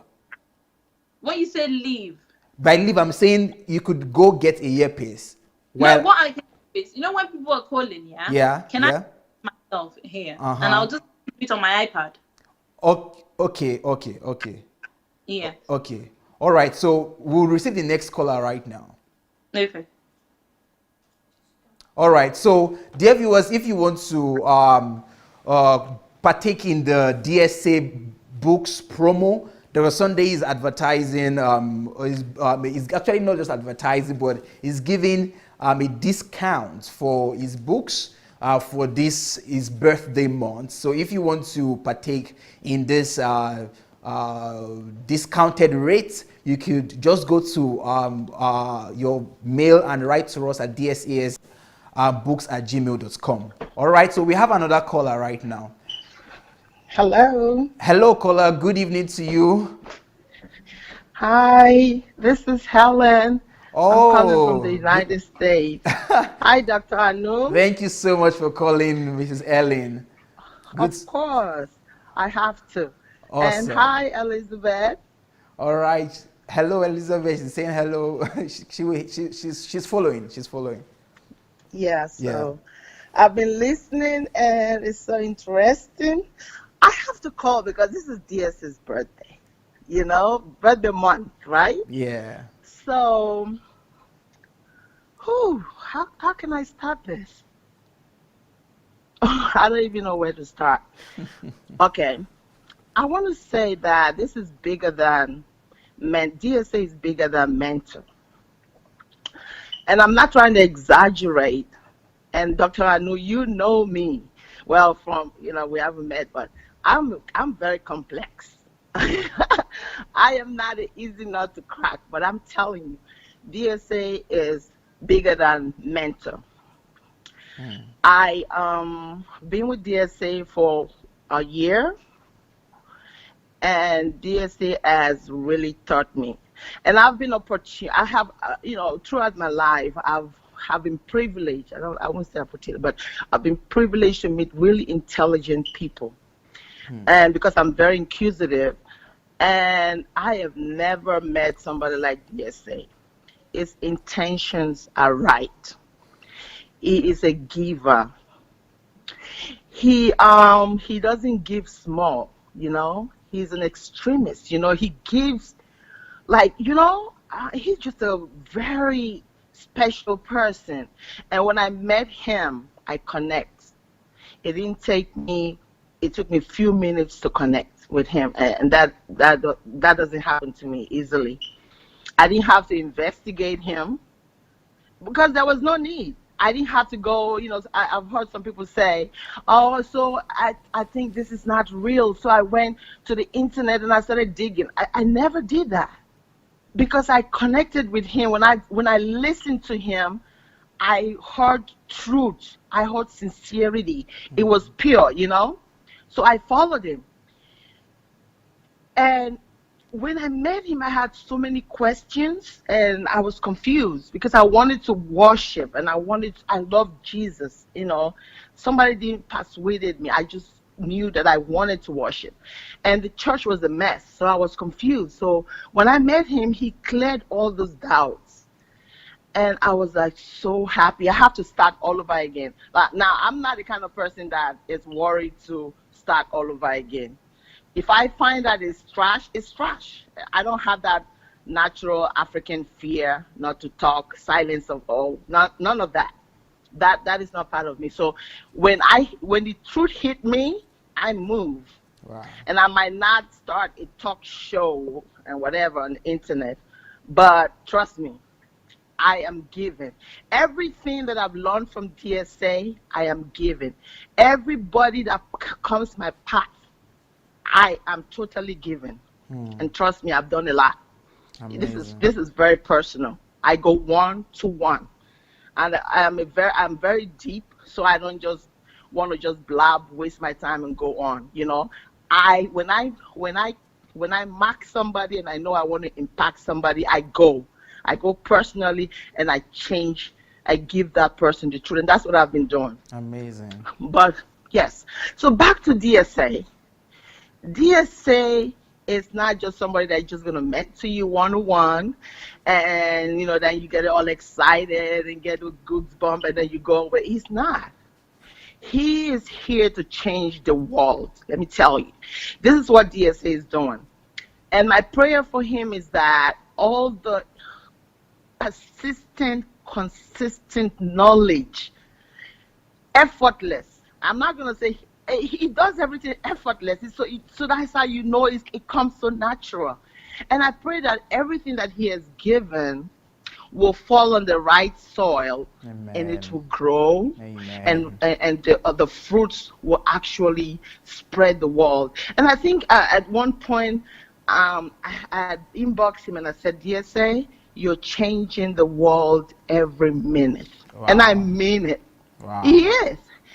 Whether he knows, I'm quite sure he knows, but I think it's more than what he knows. This knowledge is spreading and it's changing the world. Let me tell you, DSA came, he shook the world, because when things are stagnant and things are building up, the only way to take it off, when some things that are not right are building up, the only way to take it off and mount it up with the right things is when you shake it. DSA came and he shook it, and is shaking all over the world. So this is how I look at DSA. I don't look at DSA like DSA is my mentor. I don't claim DSA. DSA is not. DSA is the mentor of the world. Whether anybody likes it or not, that is the part he is playing. He doesn't even know what he has started. Wow. So that being said, even when during the election, DSA did not, me and DSA was not speaking. That was the only time I was not with DSA. Mm-hmm. I'm telling you, I cry sometimes. It bothers me. I was like, no, I wanted to get drawn in. I wanted to accept, because I love DSA so much because of the truth he has given me and everybody else, that I wanted to be with him in the same page. But because I am me and I have to be able to live with my decision, my personal decision, because I'm the kind of person that at the end of the day, I have to digest the information and live with my belief and my decision, or else I will be conflicted. So because I couldn't do that, it really hurt me. But at the same time, I came to the conclusion, DSA is a human being. He's already told us that I am human. Don't idolize me. Yeah. Listen to what I am telling you, the knowledge that I'm giving you. That's what you need to listen to. That's what you need to take. So then I sat down, I'm like, duh, he's already told me. So I have to differentiate my belief or my personal belief or things that I think is good for me of what I believe, in fact, and differentiate that point of view from DSA. And that's how I work with DSA. You understand what I'm saying? Yeah, yeah. So that being said, DSA is just marvelous. We love DSA. I'm not speaking for just me. We love him, we respect him, we adore him, and that is why I want to contribute my voice, because I can't just listen and go away without calling in and contributing my voice and letting the world know that I, Helen J, appreciate DSA. And I'll continue to appreciate him, love him from the bottom of my heart, respect him, cherish him, and support him the little way I can, because there's nothing I can give DSA. DSA have too much for me to even give. What can I give DSA? I'm not talking about materialistic stuff, but DSA is loaded. So there's nothing I can give DSA but to contribute, call in and contribute my voice and say, DSA, thank you so much. We appreciate you and we love you. That's it. Mrs. Ellen, I must say you've done so well. Thank you so much for calling. Thank you for sharing your thoughts. Thank you for sharing those words. I'm sure Dr. Sunday is watching right now and is listening to you. All right. Thank you so much for the call. Thank you so much. Have a wonderful day. All right. So that is Mrs. Ellen from the US sharing our thoughts, sharing our appreciation. It's just, I think it's a season of gratitude. In as much as we're talking about different sides of Dr. Sunday, it's a season for us to be grateful to God for the life of Dr. Sunday, and also to be grateful to him for his sacrificial life, for what he's given and everything he's doing. All right, we have another caller. Hello, caller. Good evening to you from Kyiv, Ukraine. Thank you, sir. Hello, Doctor. I know this is Olariwaju again. Also, thank you. I made a reference to you earlier today. I don't know if you heard me. Yeah, I hear. Also, hear. Yeah. And also, that yesterday I told you that if I want to talk about Dr. Sunday, I can say it every minute without even finish. Wow. And I said I want to do a program with Dr. Sunday one day, and I will call the program The Purpose of Mentorship and the Reason You Need Mentor. Fantastic. That should happen. Yeah, it's going to happen. I want to do it before Dr. Sunday go to Nigeria. Because I hear someone say, "Oh, Jesus is my mentor." Yes, Jesus is our mentor. He's everybody's mentor. But Jesus has to manifest himself in somebody so we can get the message. Because the Christianity today, we are talking about the story of Jesus, what Jesus has done. If nobody say it and Bible didn't record it, we won't hear anything about Jesus. That is why we need mentorship. Sure. So today I'm going to talk about my life and how mentor have helped my life. We can't say we don't need mentor. We need mentor. And that's why I said I thank God for the life of Dr. Sunday. So for the almost 2 years that I know him, and I can testify to it as mentor. You don't need to see a mentor according to what Sister Elizabeth said, but you can get the right message from your mentor and even make it to multiply it, and people will see that you have a right mentor. True. I remember in 1989 when I was 10 years, I lost my mom, and it's not just I lost my mom, it's a tragedy to my life because my mom died on my birthday, wow. And it's a great, it's something I cannot forget. So things begin to change, and my mom had a sister, and everyone started dying one by one, only two remain today. Wow. And I went through, me and my brother, we went through hell to survive in life. Nobody, nowhere. Even to go to school, we went to primary school, secondary school. I have to go and do labor, bricklayer labor to get money to pay for my school fees. So when I finished, and I met a lot of friends, and out of one of the friends, so started to mentor me. And this friend is older than me. So we get a job. I finished my work in 1998. In 1999, we got a job to gas station, filling station in Nigeria. And I started saving money. And this friend told me, Larry, you are a hardworking guy. I can direct you. I can tell you how to use your money. Don't just use your money to have a girlfriend, do all kind of stuff. And thank God I listened to this brother. So he took me to a bank. I opened an account into AfriBank.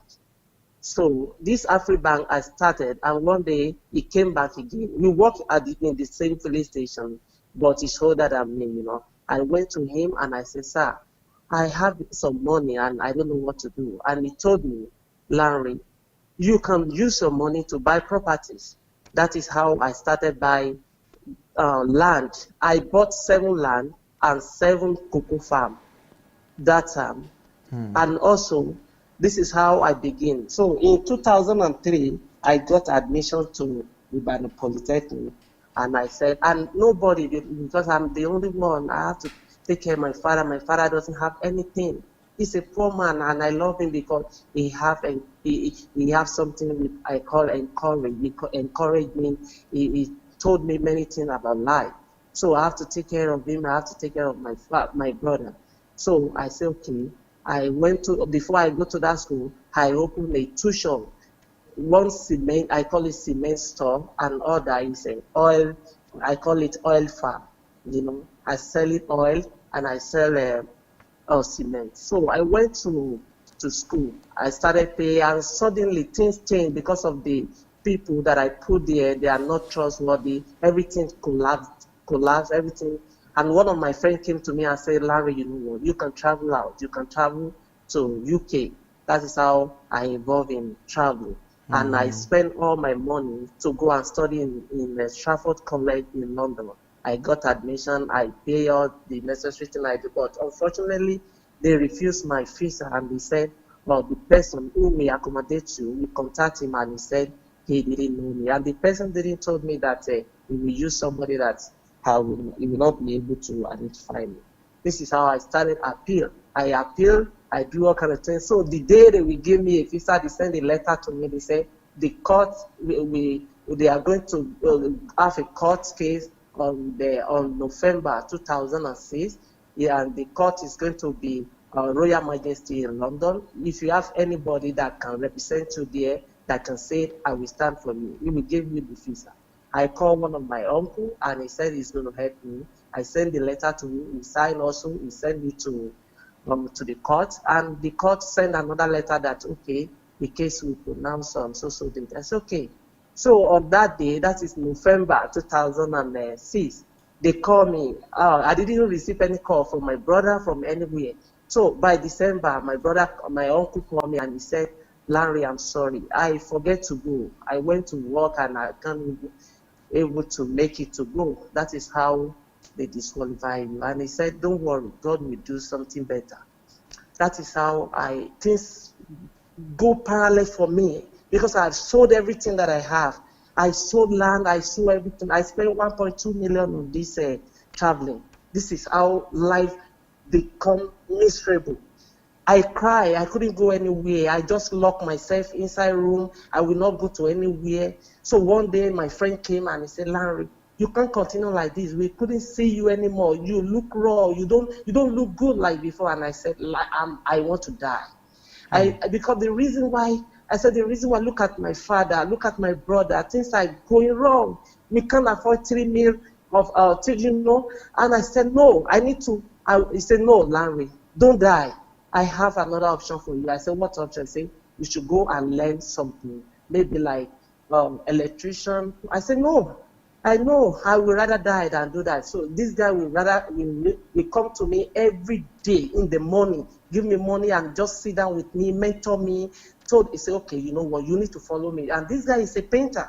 So wow. I will follow him out to go to paint house, and he'll give me money, he will buy food for me. And he said, Larry, I don't want you to be like this. I just want you to wake up. I want you to have your own job. I want you to have your own something that you could do, and your life will start again.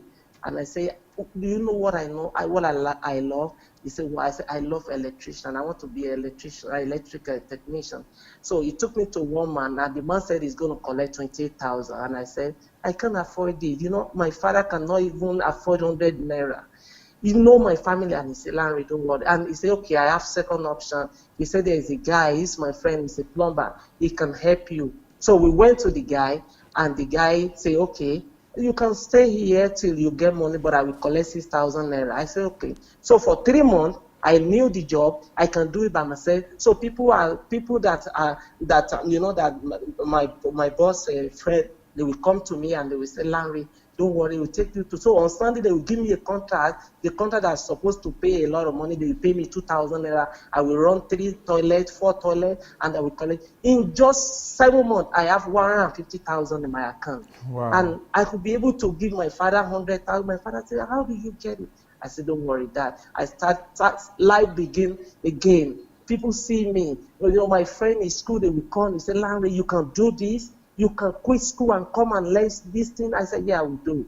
And in 2007, I finished, I do my freedom, and I started my own job by myself. So one day I called my friend, and I said, I still want to travel out. And I went to somebody who helped me to do the paperwork. That is how I traveled from Nigeria to Cairo, from Cairo to Philippines, and Philippines to Auckland. But fortunately, I play a lottery before I travel. And my friend called me and said, Larry, you won a lottery, and you need to come back to Nigeria. This is how I come back to Nigeria. So, and everybody asked me, why do you come back? I said, don't worry. So in 2010, everything come to normal, and I got my visa in 2010, and 2010, May 5, that is how I landed in the United States of America. But everything based on mentor. People mentor me to get the right thing. That is why when I met Dr. Sunday and I see what he's teaching, and I say, no, I will rather stick with this man, because since I begin to listen to him, I still have more knowledge, more wisdom. So Dr. Sunday's birthday is something that we will celebrate for life, not just 1 month. You know, it's something we will remember, and we continue to talk about it, you know. That's why I said I would like to do a mentorship program. You know, I shot this story because of people who will call. But I just want to say we need a mentor, and we need a right mentor. You can see what our pastors in Nigeria are doing. They have misled millions of people. And until Pastor Sunday and some other people come and say, no, they begin to say the truth. That is the reason why we need a mentor like Pastor Sunday, who can teach us, who can tell us, who can give us the right path, and say the truth, not people who will mislead us and just take us the wrong way, that we will think we are serving God, we are doing it. But we need a right mentor like Dr. Sunday. God bless you, Dr. Arnold. Wow, what a story! I mean, you've literally whet our appetites for your program with Dr. Sunday. So right now we are looking forward to that program you're going to have with Dr. Sunday on mentorship. But thank you so much for sharing your story. I mean, that talks about the importance of mentorship. Before we have our next caller, I want to be kind. So Elizabeth is still with me. And I don't know if she's able to hear what people are saying. Are you able to hear what people are saying? Yes, I can hear it. You can hear it. Okay, because I wanted to be kind enough to say you can give your final words and yeah, I don't know, but I just thought about it. Yeah, absolutely. I said we're true. You know, if anyone has any question, I'm pretty sure Pastor Anu can tackle it. So yeah, thank you so much for having me. You know, it's been wonderful. And from the last callers, you know, that's story. It's really very powerful and very sad actually. But you know, it didn't end sadly because of the power of a mentor. And it just reminded me of one of the points that I made along the line is that a mentor, everyone comes across a mentor at every point of their life. Is you get to meet a mentor, and you have to recognize that that's a mentor, and there's nothing wrong with that. We acknowledge that I had a mentor through the stages of my life, you know, or through a stage in my life. You know, it's very, very powerful. Remember, and please bear in mind that behind every successful person is a mentor. So yes, thank you very much. It's been very awesome today, and I really had a great time, and I hope everyone stays blessed. Yeah. All right. Good. Yeah, thank you so much for coming. Thank you so much for coming today. it was a great time. We still have more callers who want to share their testimonies, so definitely you can listen to them. All right, so we would have the next caller who would like to share his or her testimony on Dr. Sunday as a mentor. So if you are still there and you want to contribute, you can contribute by going to Facebook Messenger and searching for Move Agents, and you can write to us that you want to call to share your testimony, your message, or to congratulate Dr. Sunday. All right, so as you can see, this book here is titled Life's Greatest Secret, but I'll talk about it after this caller. Hello, caller. Good evening to you. Hello, good evening. Good evening. Please, before you continue speaking, I can hear the background. Video. I've low it. All right, beautiful. No, okay, so can you tell us your name and where you're calling from, please? Yeah, my name is Blessed Lemos. I'm calling from Spain. You're very much welcome, Evangelist Blessed. Thank you. I want to really appreciate the work you are doing. Thank you. May the good Lord bless you for the work you are doing. This is a very great and wonderful work. And I would like to also thank our beautiful sister Elizabeth. Yeah. It really inspired many for this just a little period she was talking. She inspired a lot of us. I am included, she really got me inspired, Beautiful. Inspired by her. And I do also follow what some of her messages on Facebook. She's doing great. Yeah. And I've listened to some of Anna's story, how she started, and now look at her. She's inspiring people. And that is a method that can, a real mentor, a good mentor that can really do that kind of a job on a human. That can make an ordinary person somebody that almost, losing it, make that person to become an agent of a change. It's only a real method that can do that. True. I really want to appreciate God for Dr. Sunday, because if not Dr. Sunday, many of us, I don't know where would have been by now.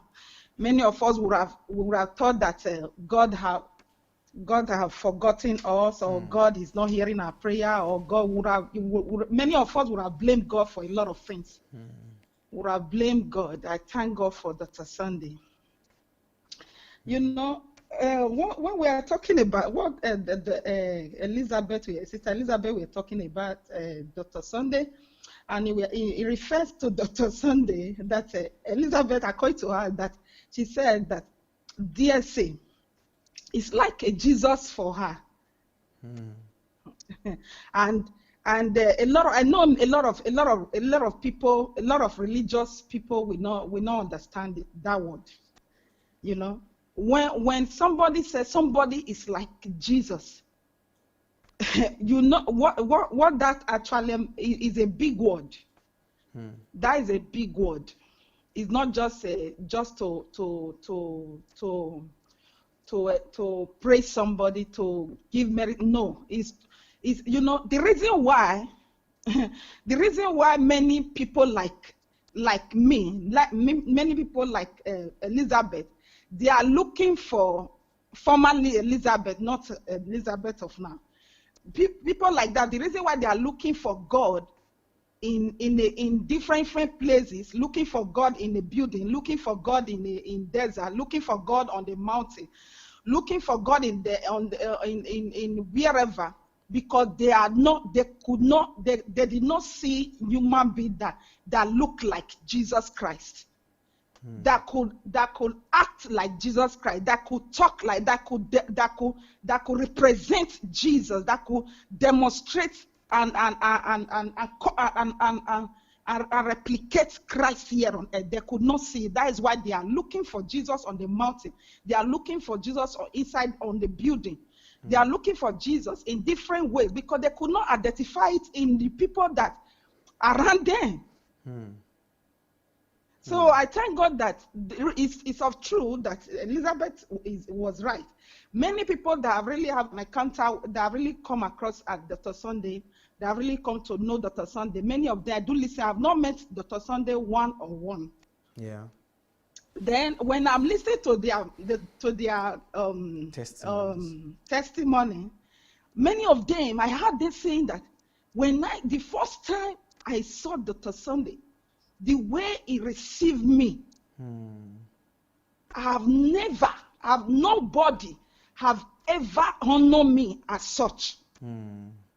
Nobody have ever, he presents me as if I'm a queen, as if I'm a king, as if nobody have ever given me such wonderful and a warmness presentation. That they saw that DSA really is this is a really God replicant here on earth. This is a real God replicant. Full. They saw it in him. So me myself, whenever the DSA is talking, especially yesterday, when that brother that we're talking with you yesterday, he said that DSA books, he reveals the love he has for people. Yes. He reveals the compassion. How compassionate it is to the world. It reveals his kindness. It reveals all the fruits of the Spirit. It reveals through his book. It manifests it when you are when that brother we were talking yesterday, I was listening. I said, "Wow, that is what is happening." Whenever I read in the Dr. Sunday book, this is what is happening to me. Yeah. It's just it's as if I'm seeing him. It's as if that word it will just be like it will become flesh in me. It will look as if is a father, a heavenly father is, DSA,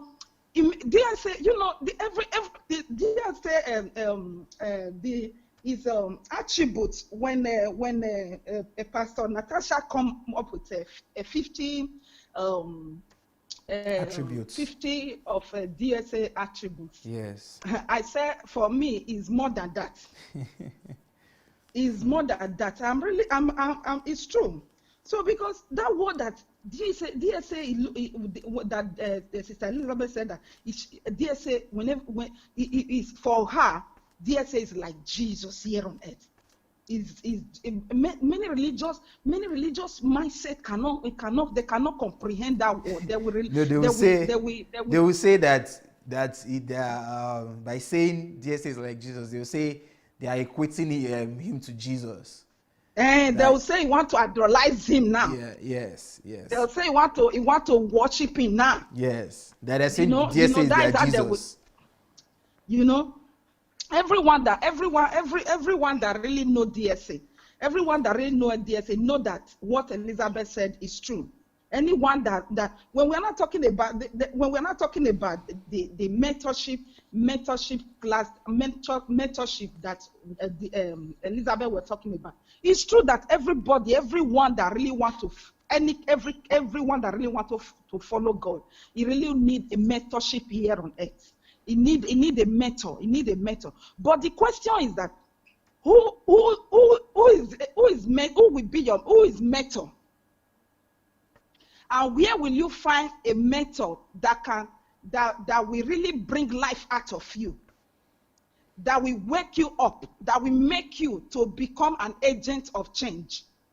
Because when we are talking about mentor, that is from Nigeria, I will use the Nigeria to make example on this one. We from Nigeria, we believe that a mentor is somebody that you will go out, that will teach you how to lay hand, that then that person will also tell you that he will teach you how to lay hand, how to be praying for somebody that is demonized, how demon will be out of that person. So all these things, they will just they believe this is as the system of a method, that this one method mean to them. But in DSA case, it will make you to understand what is your goal in life. True. And it will make it concrete for you. It will make you to understand what is the meaning of goal. It will make you to understand how to build system. Who does that? It will help you to arrange important and urgent, or the urgent tasks according to the purpose of God in your life. Who does that?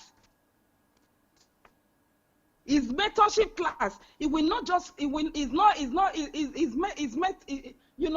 Oh my God! Many is really what Elizabeth were talking about, that many people should go back to.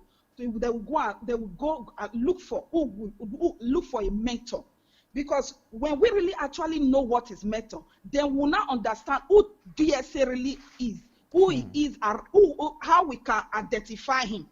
Because a mentor is not somebody that will just give us money, we'll be expecting money from. He will only teach you how to make money. A mentor is not somebody that will just, like Jesus, he said, I will make you a fishers of men. True. It will make you, it will rebuild you. It will bring that life that is exhausted in you. It will make that life come out of you, for enable you to have your life back, to face the real essence of life, to face your vision in life, to live according to the purpose of God in your life. It will not just, for example, I want to use myself to make example. Before I come across DSA teaching 2016, I mean. Then 2016, there was a apostle in the place where I live. He normally refers to me that you are my mentee, I'm your mentor. Then I have this knowing. Then when I will not having this feeling that mentor, you are my mentor, I'm your mentee. Then why is he teaching me? How does it relate? What does it mean when he were telling me that he's my mentor? Why I'm his mentee? He will take me to each family's people house. He will say he want to go and do deliverance. When we get there, he will start laying hand. Then he will give me oil to hold. So that was his system of a mentorship. You understand? Yeah. So it will be laying hand. Then anytime, because he also live in other village. Whenever I come to city, he will look for me. He will tell me that you are my mentee. A servant is not greater than his master. All those mentality. I say, God, am I a servant? Then I'm reading my Bible that Jesus said that we are no longer a servant. We are friends. We are his children now. We are sons and daughters. We are no longer slaves. So why all this treating? Why all this treatment? Then when I started listening to Dr. Sunday, what it actually meant about how to train people, ordinary people, to becoming an agent of change. And I make him to understand that I'm sorry, sir.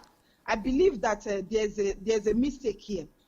I believe that you are not my. You can. I don't understand this issue of the mentor. Please, can we just be we cannot begin to understand. I'm not able to discover that that mentor that he's referring to. You revoked your mentorship agreement. Yes, I begin to let him understand that mentor is like that mentor that you are talking about. I didn't see it's only when I started listening to Dr. Sunday, and I begin to know that what he meant about mentor is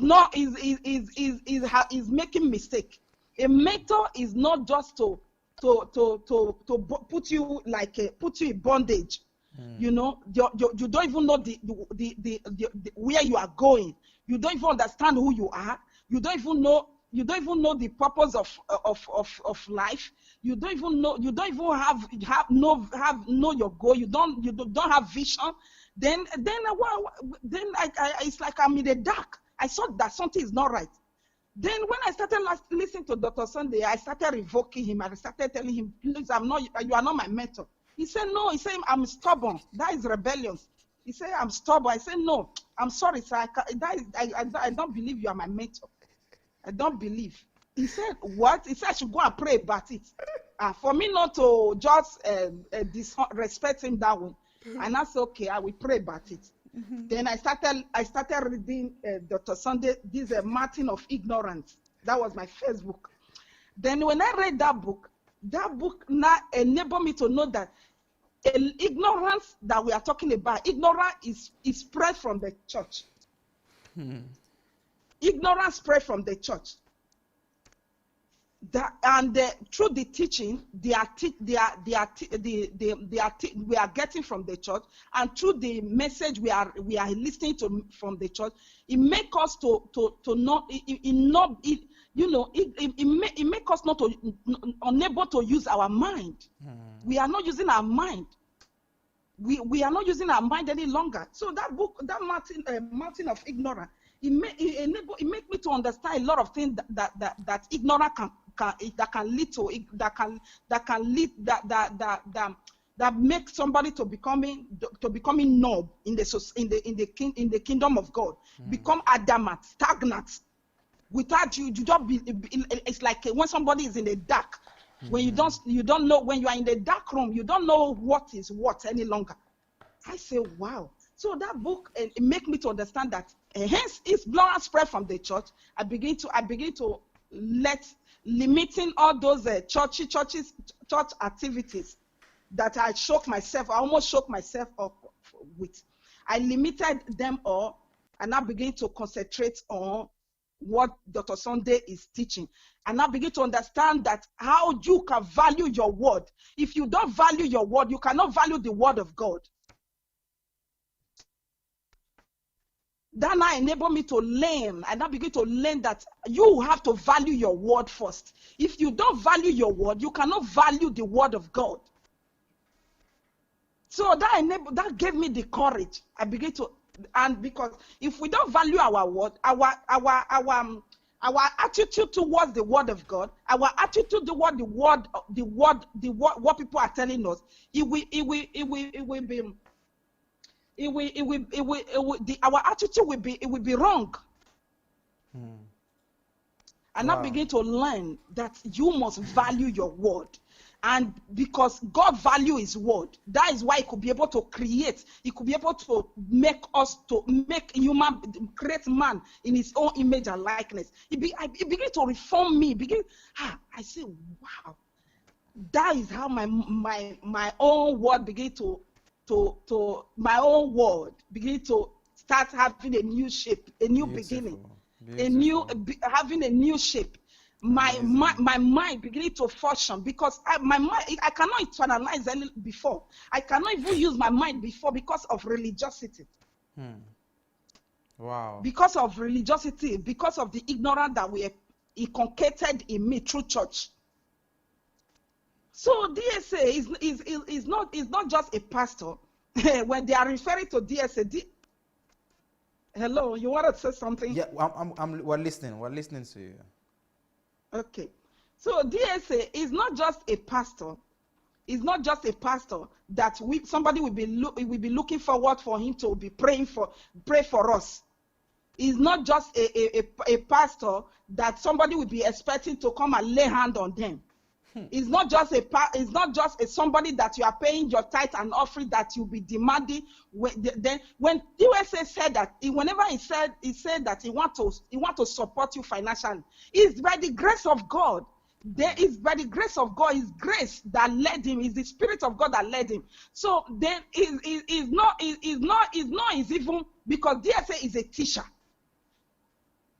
Wow. He's a teacher. So when he promise somebody, he want to give somebody money, it's not your pastor that you will give your tithe and offering. Then when he didn't give you that money, you will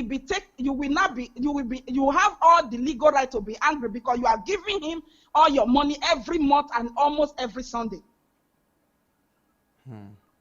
So somebody that he came out of the will of God, out of the purpose of God over his life. He saw his community, he saw the world system, he saw the people, he saw the way they are going, and God led him.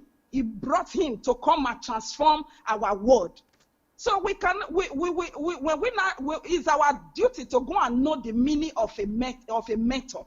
When we know the meaning of, when we know we understand the concept of mentor, we will not know how to place DSA. Beautiful, beautiful. Well, Evangelist Blessing, you've spoken very well. I mean, you also have your shows. I know you have your shows where you review some of those books, and yeah.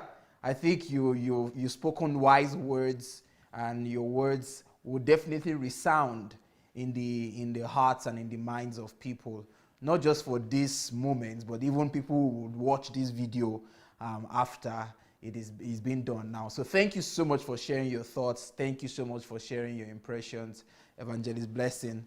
All right, so dear viewers, we still have some more callers who want to share their testimonies, so we'll be receiving their calls.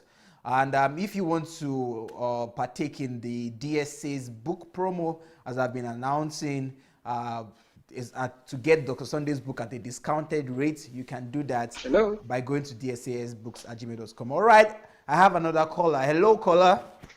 Hello, good afternoon, Dr. Anujo. Oh, this sounds like Elizabeth today. Mr. Charles. Yes, that's me. How are you today, sir? Well, we're doing very good. Thank you so much for asking.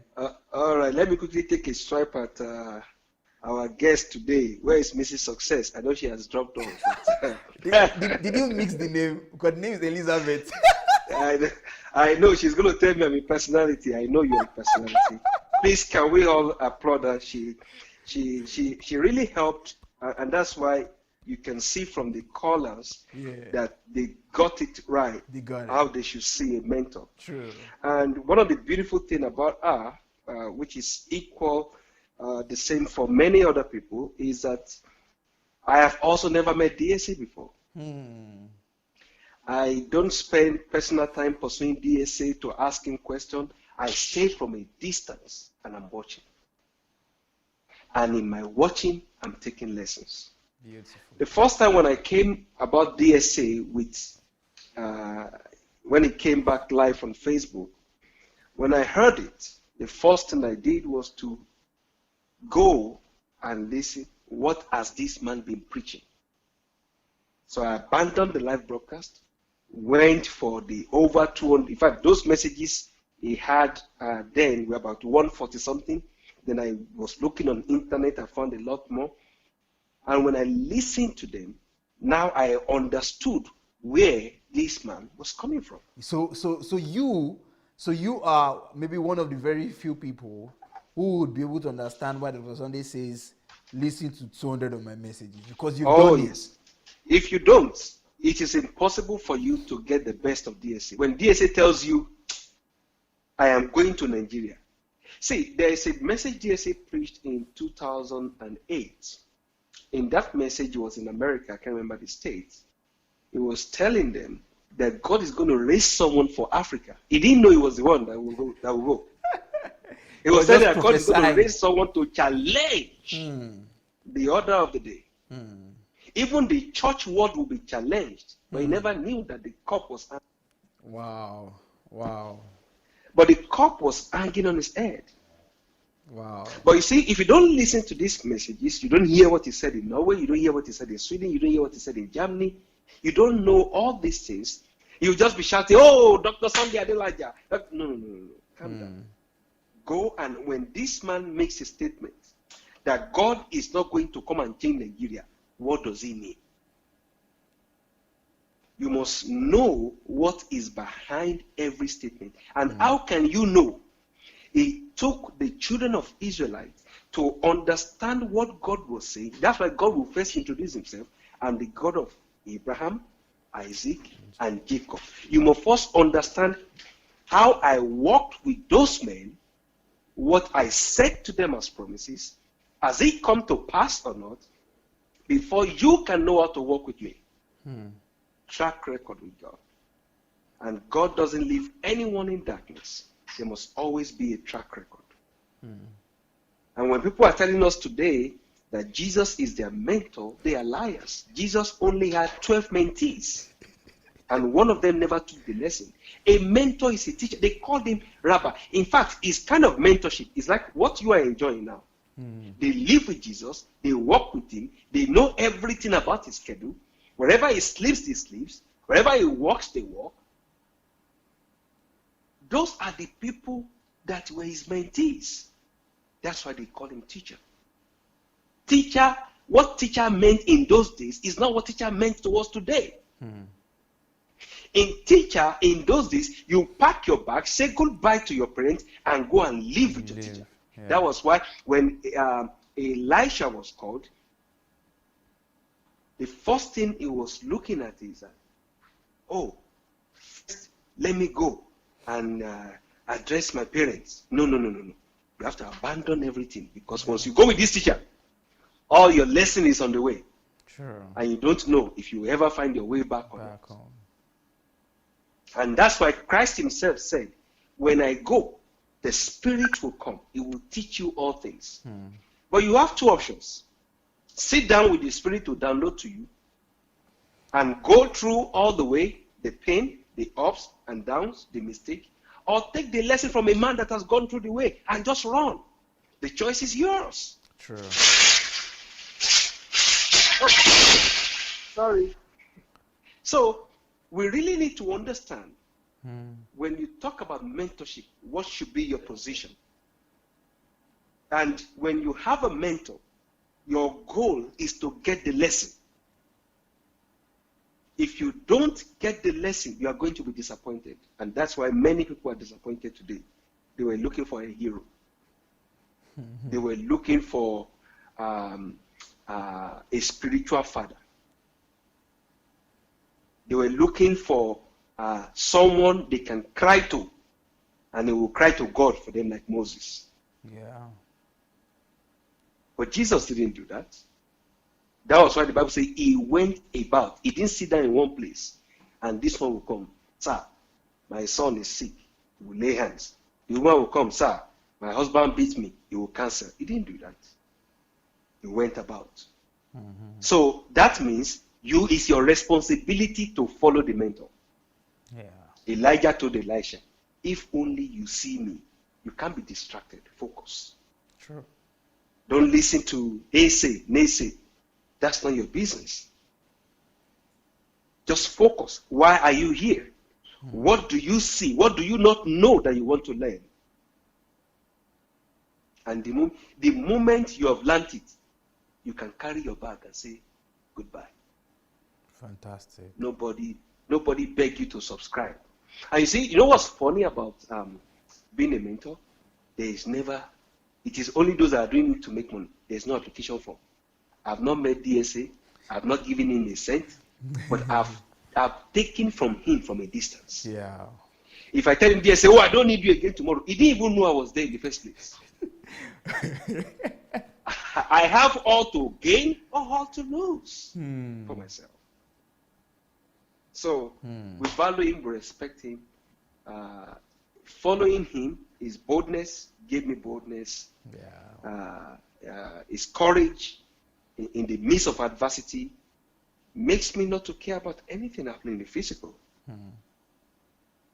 Because we are already more than conquerors. True.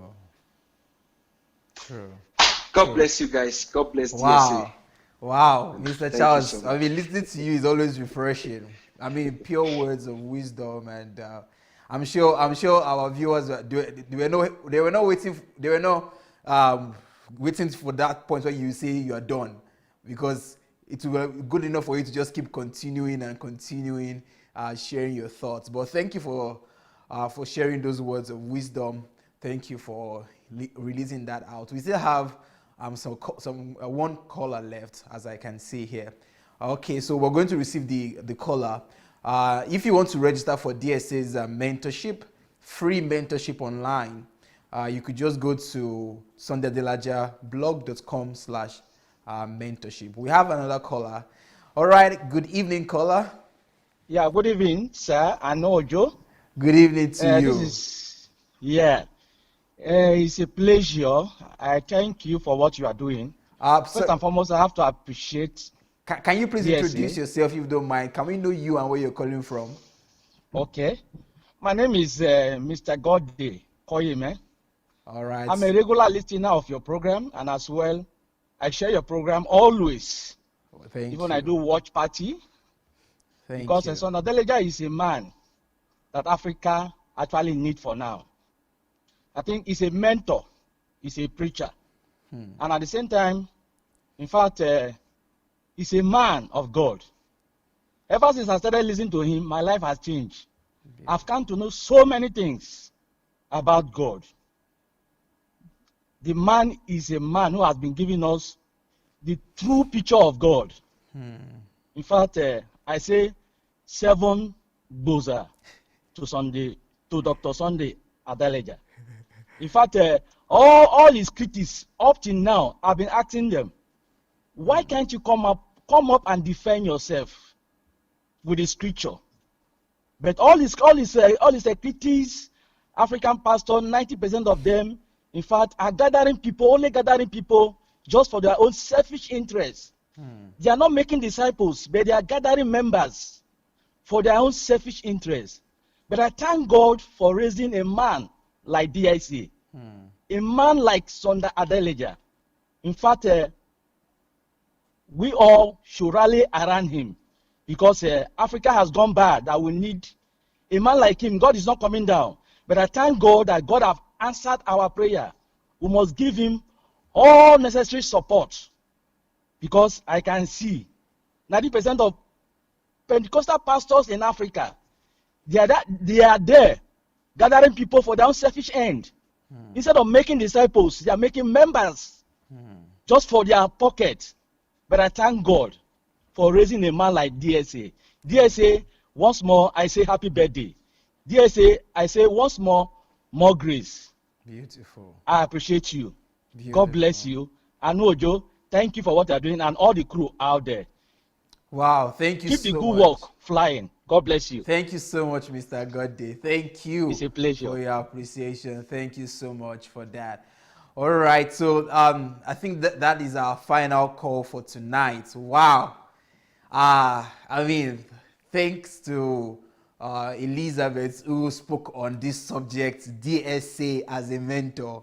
And right now, just processing everything that has been discussed today and having a prior knowledge of the series of topics that will be coming up for the next few days, I think it's going to be a wonderful ride, because right now everybody is saying DSA is a mentor, DSA is a mentor. Until tomorrow, we'll have another program that is totally different from today. And then the day after tomorrow, another subject. It's going to be a wonderful 28 days celebrating Dr. Sunday, seeing different sides. The first program we had was with Dr. Gideon, and he talked about DSA's books. And anyone who watched that program, I mean, you say DSA is a prolific author.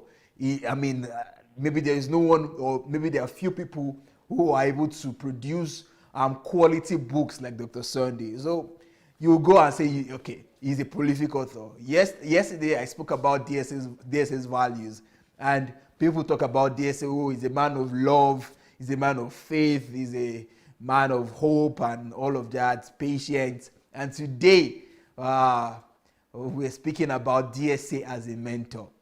But I want to appreciate you all. Thank you for being with us this long. Well, as I said, this is going to be a whole month of celebrating Dr. Sunday Adelaja. We're celebrating his life.